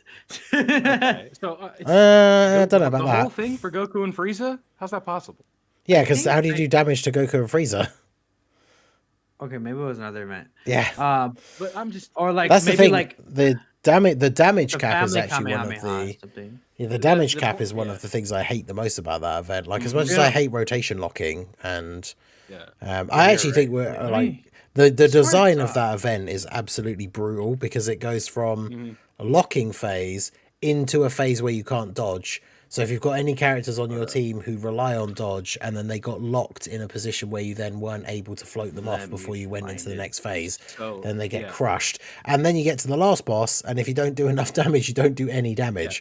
Whereas like some events in the game, if you get good RNG, you can bring kind of like a more of a joke sort of like meme team and like really try and challenge yourself and get like, you know, teams that could maybe just about get by if you can get Oh, enough I see dodges what it and stuff was. like that. But then if you Okay. those don't work against Goku and Frieza because you can't kill them. I found So- it. I found the run. So the run was not. Oh, of course, it was Inbu on the team. It was 3 Cybermen. Inbu on the team, Beast leader, and then AJUI Goku and TechUI friends. Okay. That sounds a little bit more realistic, but I was Yeah. gonna say like there's I no way meant that like- two I fat meant boos can like- do this. Well, not too. I meant Inpepu in the team. Sorry. Oh, okay, that makes way more sense. Yeah. Anyways, I think the missions idea would be good, but I don't think that classifies as like more interactive and immersive. Exactly. Yeah. I It's think the same that's gameplay just loop with adding the different same characters. gameplay. That is true. I think Dokkan is intended to be the way it is, and if you Yes. kind of add these more interactive gameplay aspects or PvP, that's what the other Dragon Ball games are intended for, realistically. And it just might be a thing of maybe you just not are doing Dokkan as much recently. Maybe you just need to maybe even focus on some of the other Dragon Ball games a little more, and then kind of put Dokkan a little bit on the back burner. And then when you're really feeling back in the mood for Dokkan, you can kind of grind all this stuff out. It's not like most of these events, like they don't have like time limited rewards. I think most of them don't. So like you could like Super Battle Road, like if you could just like sometimes I just stock up on like 5 Super Battle Road stages and I just knock them all out at once and I'm like, oh, it's fun. And then that's like my Dokkan time. Ningen can't do that. He's the Yeah, king. no, Negan's a loser. So Wow. No. Two way different answers there. Wow. I know, right? King. This guy. oh my Yeah. goodness, I could be Natto's had too bosses much that- sugar today or something. Is he the self-proclaimed Super Battle Road King though? Just get low key, but anyways, no, but I was just asking the question. I No. mean, he was Tried the and first tested. person who beat the Ginyu Force Nardum run. Oh, So big. that's pretty big. Yeah. But no, Big yeah. waves. Either way, I think what is the result in the chat for this take specifically? 'Cause Someone we do put have up a second- poll. Yep. Negan did. Okay, I was gonna say. We can't pull the polls, only Negan can. So it looks like L take 56%, W take 43% with a It's pretty total of close. 6 votes. That's It's pretty close. I think you can go either way. I think if you're in like the 60-40 range, that's probably like a fairly like good take, or not even a good take, but just like it's something good to talk about, right? Because if I we mean, get like it a is. 90-10 or a 95-5, it's like that's either a hot take, it's just outright wrong, or it's cold, right? I mean, Yeah, again, these are exactly. supposed to be Dokkan So- trash takes, hot takes. So Mm-hmm. yeah, Well, Now- Minato's the best hot take picker. I guess so. I do have one more, and Okay. this one actually, we originally were debating and not talking about it because at first it was like, yeah, we don't necessarily disagree, but I thought about it more, and I'm like, I actually do disagree with this next take, and Alright. it's actually left by Grush himself. Yeah, I've heard of that So- guy. He tweets about Dragon Ball sometimes, right? That Frieza guy. Yeah, he can't. He lost a job. He can't translate anymore. But I Oh, guess we'll give that him a so? little exposure. Nah, but so I don't know if the take is actually up on the screen. I can't see. Yeah, It is now. Anyways, there it is. So Garesh's take is that Dokkan needs some sort of new infinite grind that utilizes auto mode. Auto mode was introduced initially to be the way for people to grind link levels and have the game running in the background while doing things.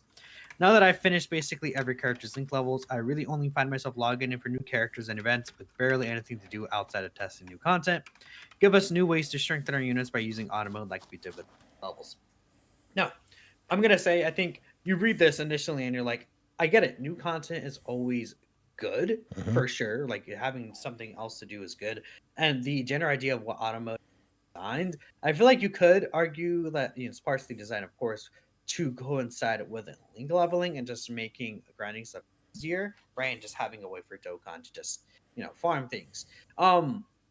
At the same time, though, I think I overall disagree with this, and the reason why is because I already feel like the game is very complicated as it is. There's a billion things when it comes to upgrading these characters, and I think for the general player base, especially, like I know from Gresh's point of view, like or even our point of view, like us three here, we have very high end finished Dokkan accounts. We play the game a lot for content wise, and we get these characters link levels done. I mean, Mhm. I don't even have to grind link levels anymore. I have like at least on JP, there's that Black Friday deal that gave me like a Yeah. billion of the link level orbs, and I hmm have like 200 keys stacked up, and Yeah. it's like I don't even use keys anymore.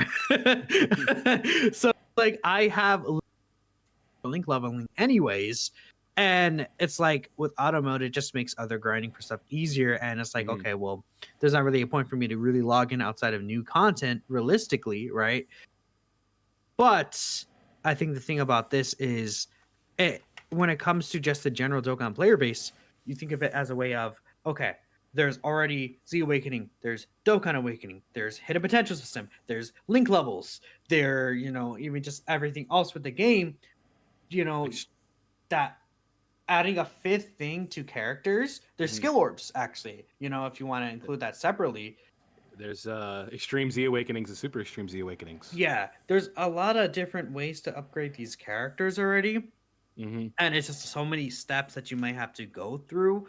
I think it just adds to the issue Dokkan has, especially for newer or even like midterm players, of the game being super complicated. hmm And I think adding a new thing won't fix that issue. Obviously, it'll like a new way to upgrade characters. I think what they should do is rework existing things. Maybe they could add some way where it's like not necessarily even upgrading characters, just another way for you to use your stamina on daily or something like that. Like maybe there's a reworking skill orbs, and again that's another rework for the skill orb event, and then it's like, oh, I actually could bother to use my stamina every day on this event. While it's just a rework of what's existing, and maybe it does make it a little more, I guess, even then it would be a little more complicated, but it'd be better than adding a whole extra way to strengthen characters on top of I link levels. Mm. I think so. Here's like just something in theory here that I'm gonna just think of. You guys could disagree with this, but it's like, what if a character got like a special skill orb or two after you use them a certain amount of times? I think that'd be cool, right? And it's Right. like, okay, well, it gives you more You want opportunity you to it's use you yeah characters. you want to stay on the game, then all right, use LR Golden Frieza 1,000 times just for say, right? Like it could be Mm. less, could be more, whatever you want it to be, and then you get like anniversary EX level orbs for them, where it's going to be level 6 defense, level 8 defense, whatever those are. Could potentially be an option if you want to just continue to stay on the game. Because if we're being real, the perspective that Goresh is coming from, where all your characters are link leveled, I was joking with Ningen before the show. I'm like, you could probably count the amount of people that have that on two Yeah. hands, Yeah. where their whole box is just done. Like it's just Yeah. not really, the guy working the desk job that just plays this game, for 20 minutes every day, if that is that's just not a thing, and it's not who they're trying to appeal to. But I also can understand the concept of like I want to play the game more and just feel like there's nothing to do. Mm. Yeah. But again, it's just there's that I portion of think the player base is just so small that it's like even the whole box is like the whole box being link leveled is one different thing. But there are sure a lot of people that like I'm pretty sure like almost every mission for almost every event is done on my JP account, right? And I'm sure it's the same for you. It's the same for Ningen, where it's like all these things are done and now it's like Mhm. showcases and it's doing challenge runs and link leveling mainly. But I think it's tough. another Yeah. thing is I personally would rather resources and making more different types of content that Mhm. would be introduced and fill in those empty spots rather than making a new infinite grind. Although Mhm. a new infinite grind would kind of, I guess, fix things for certain players. I think some sort of investment to something else that'll be a more consistent thing for all players would be ideal. I mean, again, there's just especially for newer players, imagine adding another thing that's like an infinite grind to upgrade characters to the game. I just think it's so much, and without them Mhm. reworking a lot of these other systems, I just do not think it'd be a smart thing to add right now. So that's why I actually don't think this is a good idea.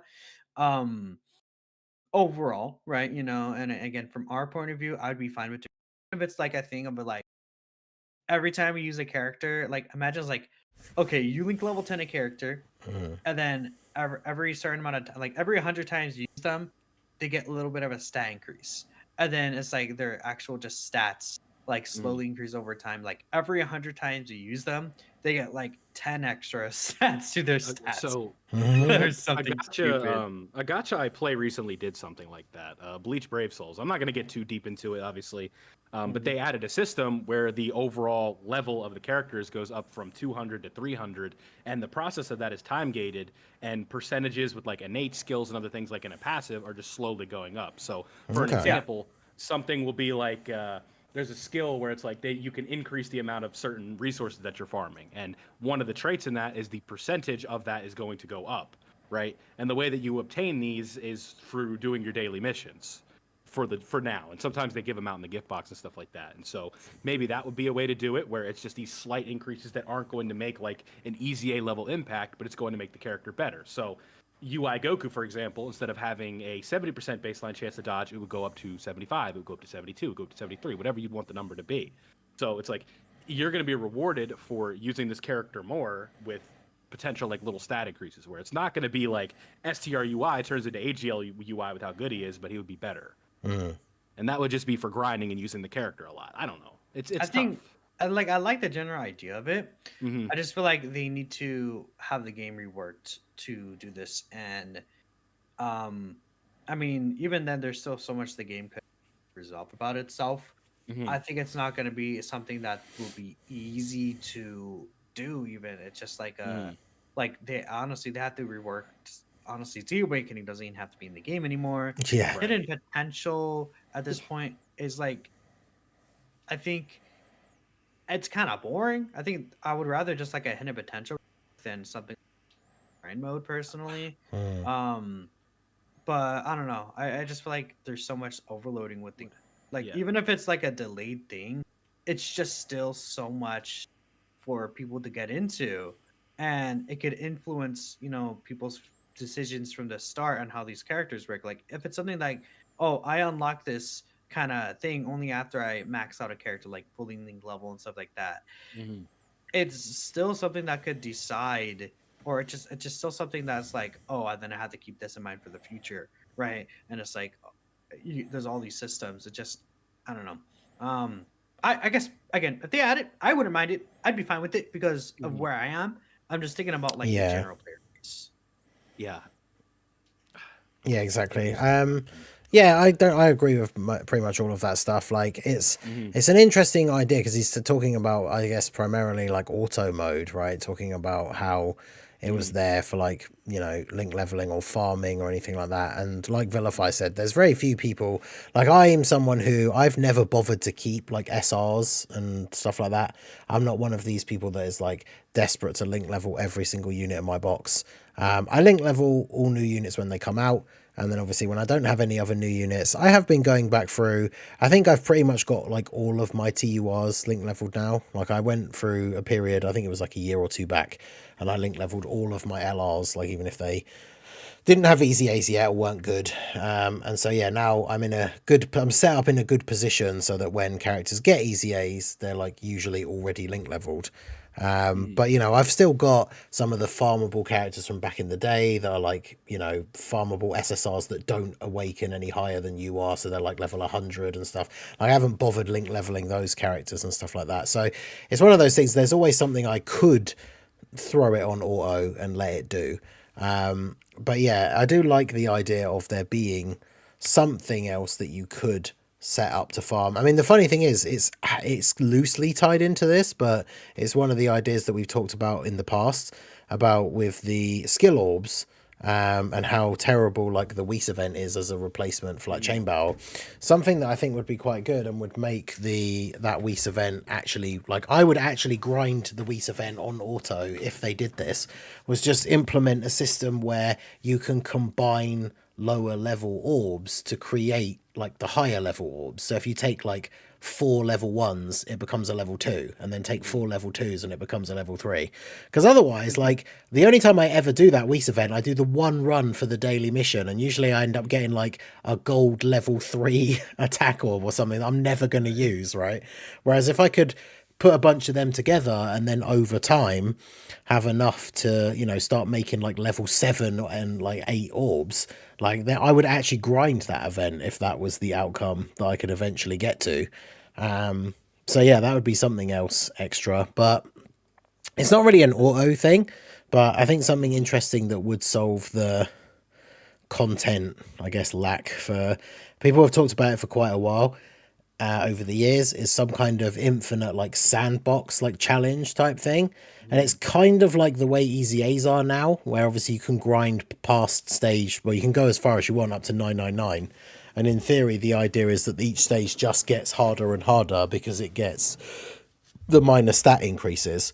But like an event like that actually had, rather than being an easy A where it's just the same thing over and over and over and over again, with slightly higher numbers, actually have like, you know, every 10 phases you get a different enemy, then they have some different like mechanics, and like just make some crazy thing that like starts to get to the point where, you know, the boss is like as hard as Goku and Frieza, but if you can pull it off, you know, you could be playing it for like an hour. Because I think the challenge, and it's why people do challenge runs and no item runs and stuff like that, is every player is different, but sometimes it'll be things like, you know, in the Discord sometimes we'll have like a bit of a friendly rivalry for who can get the highest score on a burst mode. And like, because otherwise I would never play it. But like when you kind of have that little bit of an incentive, then it's like, right, I'm going to put all these modifiers on, and then the run takes me like 45 minutes to beat because it's so hard now, but then I get this high score, which means nothing, and I don't really get any rewards for it.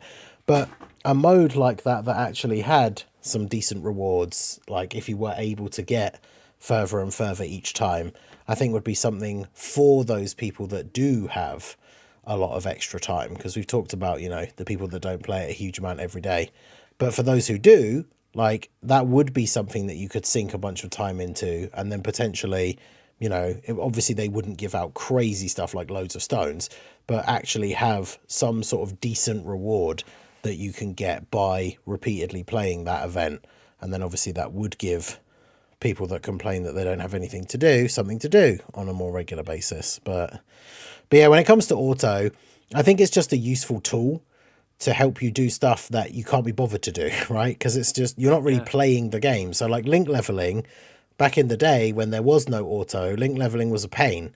And obviously we had that stage, 23-8, where you had to try and manually get to as many Cybermen as possible. And then once they added auto, that just became so much less of a pain to do, because it's something that you were doing for the end result, not for the enjoyment of the process of actually doing it. So them adding some sort of new thing that is basically just there for you to auto is not, I think, necessarily something that I think should be high on the list of priorities. I do like the idea of new ways to strengthen the characters, and like I say, some of the examples that you guys have given, like using a character a certain amount of times, or doing specific missions or challenges with characters to get some like unique skill orbs, stuff like that would be cool. But obviously that would all then be stuff that ideally would be interesting and fun enough that you'd want to actually be playing it rather than just autoing it. So yeah, it's definitely an interesting one for sure. But content wise, there is definitely a lot of different avenues they could explore. Minato brought up something. Just this doesn't have to be a long conversation, but real quick, you know how he said there's like should be no Z awakening? Should there even be Dokkan awakening? Oh mate, that'd be so good. I mean, that'd be awesome, but I see the point of Dokkan Awakening. Well, it's like, what are they advertised gonna do on with the the Dokkan banners, events? right? Yeah. Yeah. And it's also like these characters can be Dokkan Awakened to legendary rarity. So I mean, it Hmm. also gives us other card arts. I think that's also cool, True. right? Because Yeah, if they give it a exactly. Dokkan Awakening, Fair, like fair. well, what's gonna happen with all the cards I already Yeah. have? I mean, I can't. That one just came purely from a convenience standpoint, not much thought. like Legends is nice, where it's like you summon the character and you play with them. I adore the way Legends handles dupes and that too. No Yeah, 'cause it's process. like It just goes auto-done. in. Yeah, and then what would Dokkan do for like a junk currency? Hmm. Yeah. I don't know. got you. I No, we think. don't have to discuss that, obviously. But yeah, I mean, I Mhm. guess red coins. Yeah. That's pretty much it, right? But Yeah. no, I think just like shortening or like just like making it a little simpler Yeah, would be so ideal. But something more fun would be Dokkan events being a little bit more tricky, but they give the medals in one go. Hmm. that'd be cool. Or they give the 42 combined with the 35 that the mission gives. Yeah. Or whatever you want to do, right? Well, the thing is, you got to do multiple missions usually with that. But Yeah, you dude, get I would the love to do. idea. I would love to do like a Dokkan event stage that was like red zone level difficulty, and then it just gives you like 77 medals. That'd be great. Right, and it's an optional choice. So Yeah. if you are somebody that is re-rolling, or you're somebody that is just starting tomorrow or yesterday, and you could still do the normal way, to Dokkan Awaken the character with the Saiyan Saga team. It's like but if you're somebody that's been playing the game for 10 years at this point, and you're tired of running a Dokkan event 9 times, and then getting the power level bonus on the last run when you don't need it. Yup, every time. But it's an interesting way to go about it. But I figured I was like, no Z Awakening, but what about no Dokkan Awakening? But yeah, you're right. I wouldn't want to miss out on SSR arts because then God Goku would he'd really be missing out. But Yeah. the SSR art should have been the TU art anyway, but not my business. I think yeah, we'll see. We'll see what happens. But overall, let's see what is the chat thinking. I think this is another what- fairly even one here. Oh yeah, it is. It's very, very even, in 50-50? fact. Very It's even. 51-49. That's 50-50. That is, yeah. Well, what's it in favor of? In favor of W take. So, So Okay. I think interesting. it's But is fair. that because right? it's I think Goresh? yeah. I mean, I don't think it Gosh. sure, but like I still Yeah. think that I still think that you could think of this as a W take, especially 'cause I think a lot of people here, like a lot of people on social media, are likely people who have played the game. Yeah, it's the vocal Right. minority. We talk about this all the Yeah, time. this community is the vocal minority. So, like, I think I see either way. I just personally disagree with how the game is currently. I like the idea though. Like, I guess I disagree in thought of how the game is from an outside look. Mhm. If it's me personally, I'll take more stuff to do. So yeah, I think here's one good way to look at this, right? What if it's like further progress your characters? So I mean, so let's just pretend like you haven't been playing the game, right? And you pull Glorio, and then I tell you, it's like, all right, you ask me, what do you need to do for Glorio? I'm like, well, first you need to train him to level 80, and then you need to Z awaken him, and then you got to train him to level 100, and then you got to Z Dokkan awaken him, then you got to get super attack level up, and you got to link level him, then you got to put on skill orbs, and you got to do the hidden potential, right? So how many steps did I just list off? 10, right? And then Yeah. it's like something beyond that. And then you ask me, it's like, how do I link level? It's like, all right, well, you need to go to quest. You need to play this stage 250 times, or whatever it is. And you're like, I'm not doing that. And I'm like, that's fair. I wouldn't do it either. Yeah. Like, it's tough. And so, what do you want me to tell you after that? It's like, oh yeah, by the way, there's also another level past the link leveling that's an infinite auto grind. So, if you want to get this character up to max potential, you're gonna have to stop doing other things and go do this infinite auto grind if you want to get this character to their max. Yeah. It's tough. Like, from the perspective of somebody that's been playing the game for years, it's like, yeah, this is great. But for like newer players, the game's already intimidating as hell, right? Most of my audience on YouTube is from people that don't understand how the game works when they start. And then it's like, oh yeah, and then it's gonna get even further complicated. It's like, hey, more videos for me, but it's even more confusing. Mhm. So Yeah. it is tough. It is. But I think that overall, we'll see what they do with the game in the future. I mean, I'm sure that eventually we'll get some added on top of that.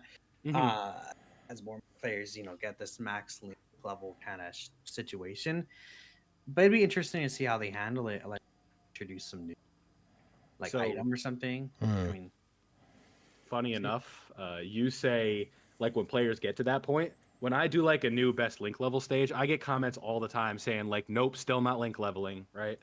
So I mean, it's some like, people are just never gonna do it, right? It just right. depends on That's what I'm saying. So like, even if like they add something further beyond, it's like even like that still doesn't guarantee people are gonna link level or do that's the auto grind. that is another thing So where some people like I think that's a thing coming from it's already so much to do, and then you add another thing, people are gonna do that. Like the same people. it's even more Yeah. intimidating.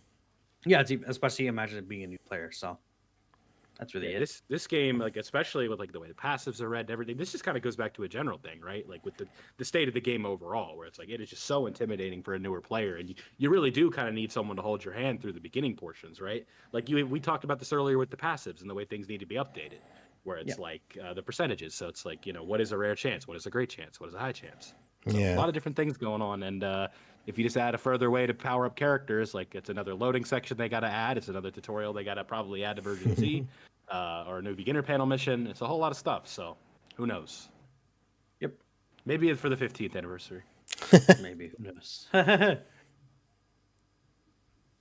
right, but that is Garash's take specifically, and I think it was pretty good. We had some really good discussion here. If you guys did enjoy that, of course, and let us know, what you guys are thinking if you agree or disagree. Yeah. But we do have the last segment here where we actually will be reading out again all the super chats and donations. Ningen, of course, is the one who's able to see that, so we'll go ahead and have him take over. Yep, so we got a couple come in here today, so shout out to you guys. We got the early in the show when we were talking about the lead up to the anniversary, we have Philip Rodriguez with the $5 super chat. He says, would you be opposed to all the anniversary units having Dokkan original animations? So what do you guys think? I think it's kind of No. likely. It's fair. I mean, at this point, like headliners are usually going to be a similar group of characters for the most part, like Dokkan LR Celebration. So Yeah. I don't mind at all. I think as long as they look good, okay, I'm fine with it. That's Yeah. always It's the also something. philosophy. Just having something unique is nice too, right? It's like, oh, this is Dokkan exclusive. Probably will make people want to summon even more. I always like that initial thing of like when we're reacting to character animations, and even if it ends up kind of like aging, we're like, yeah, that was just okay. But like, like it's always super exciting when you're like, oh my god, that's a Dokkan original. Like I remember that very specifically with Vegito Blue, seeing that 18 key for the first time, and it was like, oh my god, that's insane, right? And it's like the same thing happened with Gogeta Blue. So more Dokkan original, fine by me as long as they nail it. Yeah, exactly. I mean, that's the thing, because it's the way it's worded. It's like, would you guys be opposed to all the anniversary units having Dokkan original animations? And it's like, hell no. Like, yeah, give them all Dokkan original animations. That'd be awesome. Because exactly like you said. And the thing is, it is one of those things where, because we have seen, there's still bits and pieces missing, obviously, I know, for quite a few characters, but we've seen most of like the famous like big ticket attacks, like big moments and stuff. And obviously as they do newer versions of the characters, we get to see those represented in better quality and stuff like that. But it goes hand in hand with, as much as it's awesome to see that, and it's like you said, when we get the reveal and you see like the 18 key super, and then it's not something that we've seen before, and it's something that is unique to Dokkan, and obviously as long as they actually do a good job, right, it's something really cool. Like, yeah, that is something that is great to see, because like the animations for a lot of people, one of their favorite parts of the game, right? And seeing some of your favorite characters from certain parts of the show or parts of certain movies doing those attacks in this great quality that we have now is like a big part of the game for them. And so it is cool to get these characters, like, especially if you're somebody who, you really like Vegito Blue.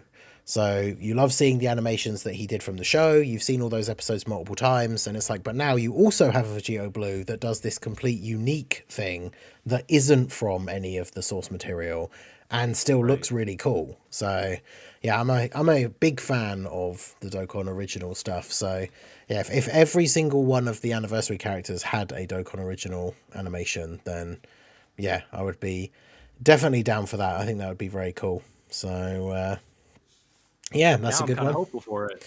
I know, right? Especially because, like, his animations are so good from the 7-year LR. It's like, if we do get another Super Saiyan 4 Gogeta, I'm really, really looking forward to him potentially having some kind of unique animation. It'll be the Legends 1000 bang. Oh man, imagine if it was him doing some sort of like crazy golden dragon fist thing. That'd be awesome. That would be cool You'd too. have the flash of like the one other thing I really love, because we didn't talk about it on the episode because obviously it's an official Dokkan thing, but there's that custom Vegito like animation thing going around, which I'm sure we've all seen. There's a touch. They've done it on some units in the game already, but I think one of the first major times we saw it was in Fighters. But I really love that touch where they have a fused character and then the frame quickly flashes to like Goku and Vegeta instead of and then back to like Vegito. So imagine Super Saiyan 4 Gogeta doing some kind of golden dragon fist thing, and it like cuts to like Goku, Super Saiyan 4 Goku, Super Saiyan 4 Vegeta, and then it's Super Saiyan 4 Gogeta doing like the Dragon Fist. That'd be so good. So yeah, Dokkan original animation stuff is always peak. So you poll 100 people about what their favorite Dokkan animation is. I guarantee you one of them is going to say it's that Super Saiyan 4 Gogeta active. Yeah. That unit is still like their 18 key that has like the final shine into the Dragon Fist, and then Gogeta's Big Bang are probably still two of my favorite animations in the game, and they're both from the same unit. So when they showed the Dragon Fist on that, it literally got me out of my seat. I usually don't do that. So I was good. like, oh my god, because I've been wanting that in the game for so long. Yeah. So yeah, definitely looking forward to that. So shout out to Philip Rodriguez. We also have Weeble Class with the $15 super chat. He says, what do you guys think will happen during the Tanabata / global anniversary time frame? Will it be one big celebration at the same time? Will there also be a dual Dokkan Fest instead of the download celebration? So what I think is going to happen is I think they're going to keep Tanabata the same, and then they're going to label the Tanabata banner on global as the global anniversary celebration because it's the same day, 7/7. That banner on JP named the Tanabata banner, but on the global version it'll be named the global release banner or something like that, right? Because it returns the anniversary LRs on there. I think with the new Tanabata character, it would be a nice thing, right? There's usually 3+1s on there. I think that'd be a good idea, and then I think whatever the worldwide spot will be the same. I just think they're gonna keep the same schedule as JP no matter what, and then maybe the global version specifically if they want. Sorry, I guess it'd be both versions, but like they gave us like 50 stones in the gift box for the global anniversary. Yeah, that's literally what I was thinking. It's like the Tanabata celebration just goes ahead because I know the first part starts just before the anniversary would have been for global, and then it carries on over and past it. I could literally see it just being that, like we get that celebration, and then on the 7th of July we just get like a one big login bonus thing of like 50 stones or something with a news announcement that just says like happy birthday to the international version, and then here's a bunch of stuff in your gift box, and that's then basically it. Maybe that's like a separate EZA in that celebration or super EZA or something. Yeah, that would be cool because it's rather than bringing out like a whole new character or a whole new banner, and then obviously it would release on both versions, but just have like a character get an EZA on that day as well. That'd be kind of cool. But I feel like it'll be something like that where it's just like a little bit of an extra bonus or reward or something on top of what we're getting at the time with like the Tanabata celebration. Because we talked about back in the day before the sync even was a thing, even before it was announced, and we used to talk about how they could possibly do it, with a lot of people wanted to see like the worldwide move up a little bit earlier and become like the global anniversary. But obviously now we kind of know that the way the sync is being executed is that we're now all just following the JP time schedule, and because Tanabata of course is placed where it is because it's based around an actual celebration in Japan, it's very unlikely that that is going to move anywhere. So I think we will just get something over the top of that. Like I say, whether it could literally it'd be nice if it was something like a mini celebration where it's like the whole week and we get like because it's the like 5 day. If it was going to say they wanted to give out 50 stones because it's the 10th anniversary, they do like 5 days. You get like 10 stones every day when you log in, and it's just like a mini like happy birthday global celebration. But I don't see it being a whole separate thing with its own banners and all that kind of stuff. But I just think the schedule as it is right now is actually really. They plan it to be like this, where every 2 months, basically, like even more so, like closer to like every 3 month time frame ish. There's like some sort of dual Dokkan Fest or something like Mhm. that. Like we had in February, we have what's it called, anniversary, or I guess end of January of anniversary, end of April we have Golden Week, end of June we have Tanabata, Hmm. and then worldwide in September we go dual Dokkan Fest in the year, right? Like it's spread out in a way that I think is really good, and by moving worldwide up, like what are they gonna name the Tanabata celebration, right? I think it Mhm. just, and especially with where the Tanabata LR returns and where like the anniversary LRs return, I think it's all calculated like that to be a Yeah. certain way, and I think it just fits better than the global schedule was always weird and not consistent and just What do you like very mean? random.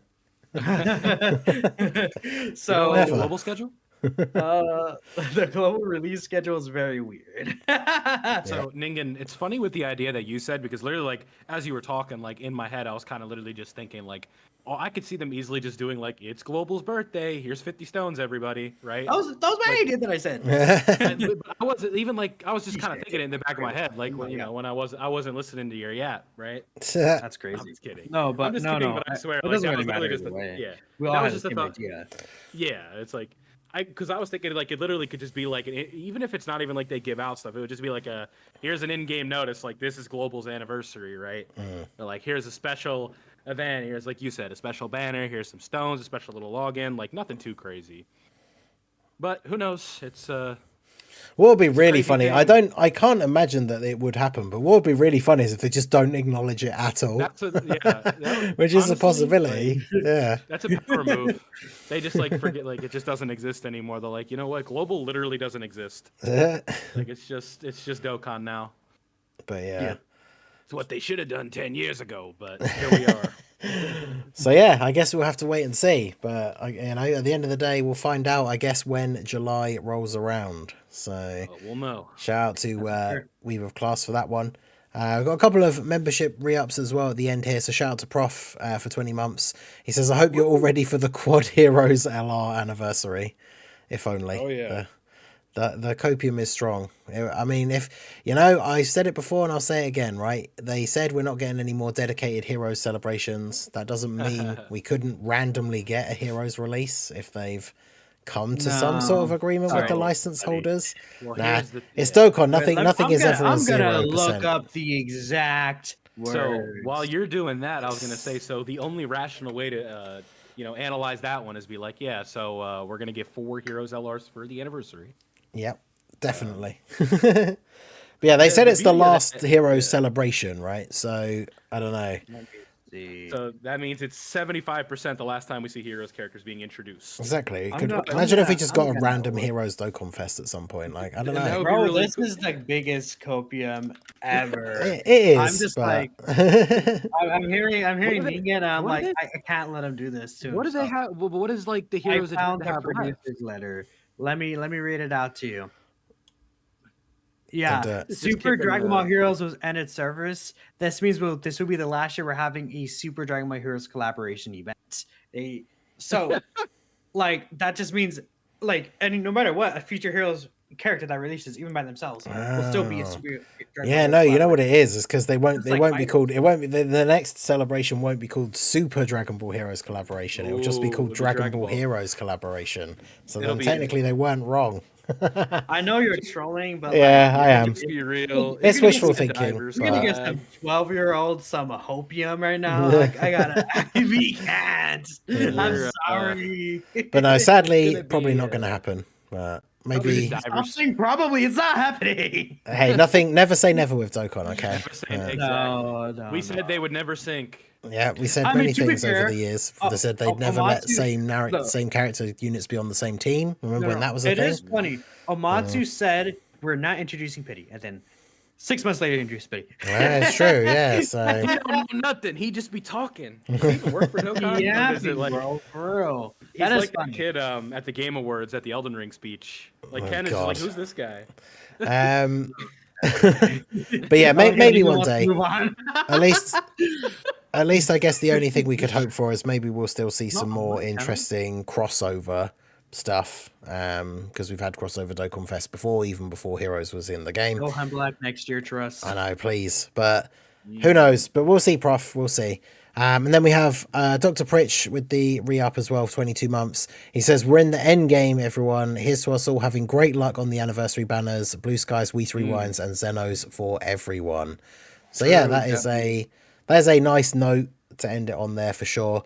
Because Wait obviously, a minute, Rich, I will donate $100 to Minato. No new heroes units at all in 2025. I'll take your deal, buddy.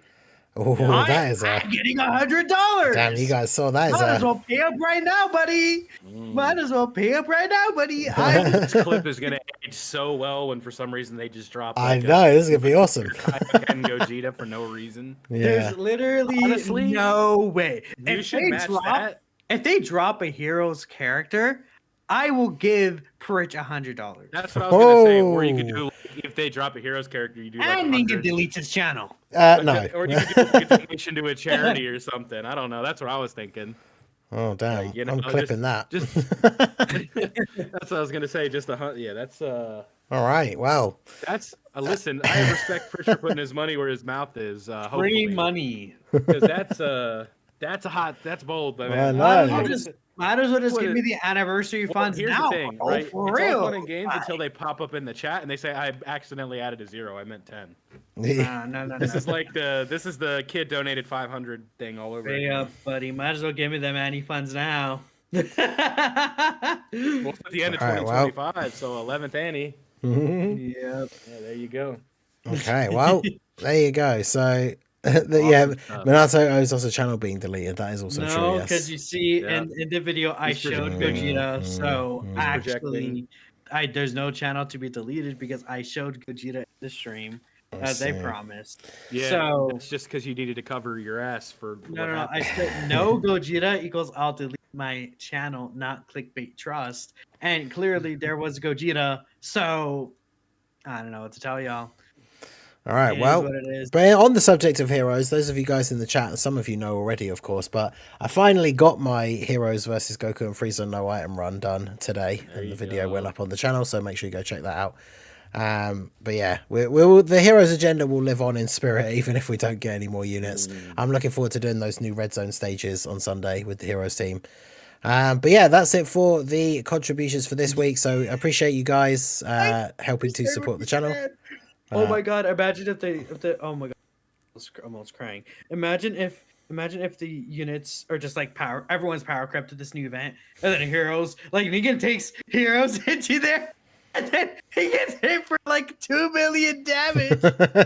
I'll still do it. I'll still do it. Oh no, I'm like Honestly, man, that wasn't that funny. no. I'm imagining Warrior in Black. Yeah, we're not using it. We're not using him.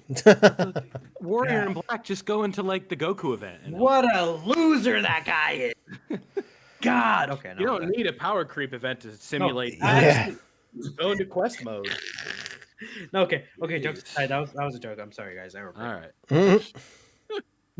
This guy. This show's going off the rails. We gotta. Well, I know Minato's supposed to be the host. He's supposed to keep it on the rails, and look at him. No. He's driving us off the cliff. I'm making it fun and enjoyable. My episodes are the best episodes per person. But that's just me.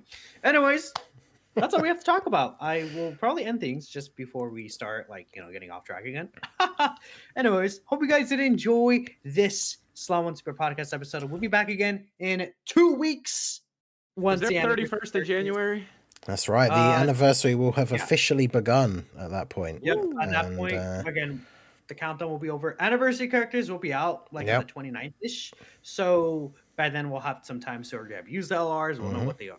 Kits are and everything the next time we're back. So very exciting. But we'll catch you guys, of course, in that episode and on our respective channels. We'll be updating you in the meantime. And of course. That's for me, Ningen, and Vilify. We'll catch you guys next time. Peace out.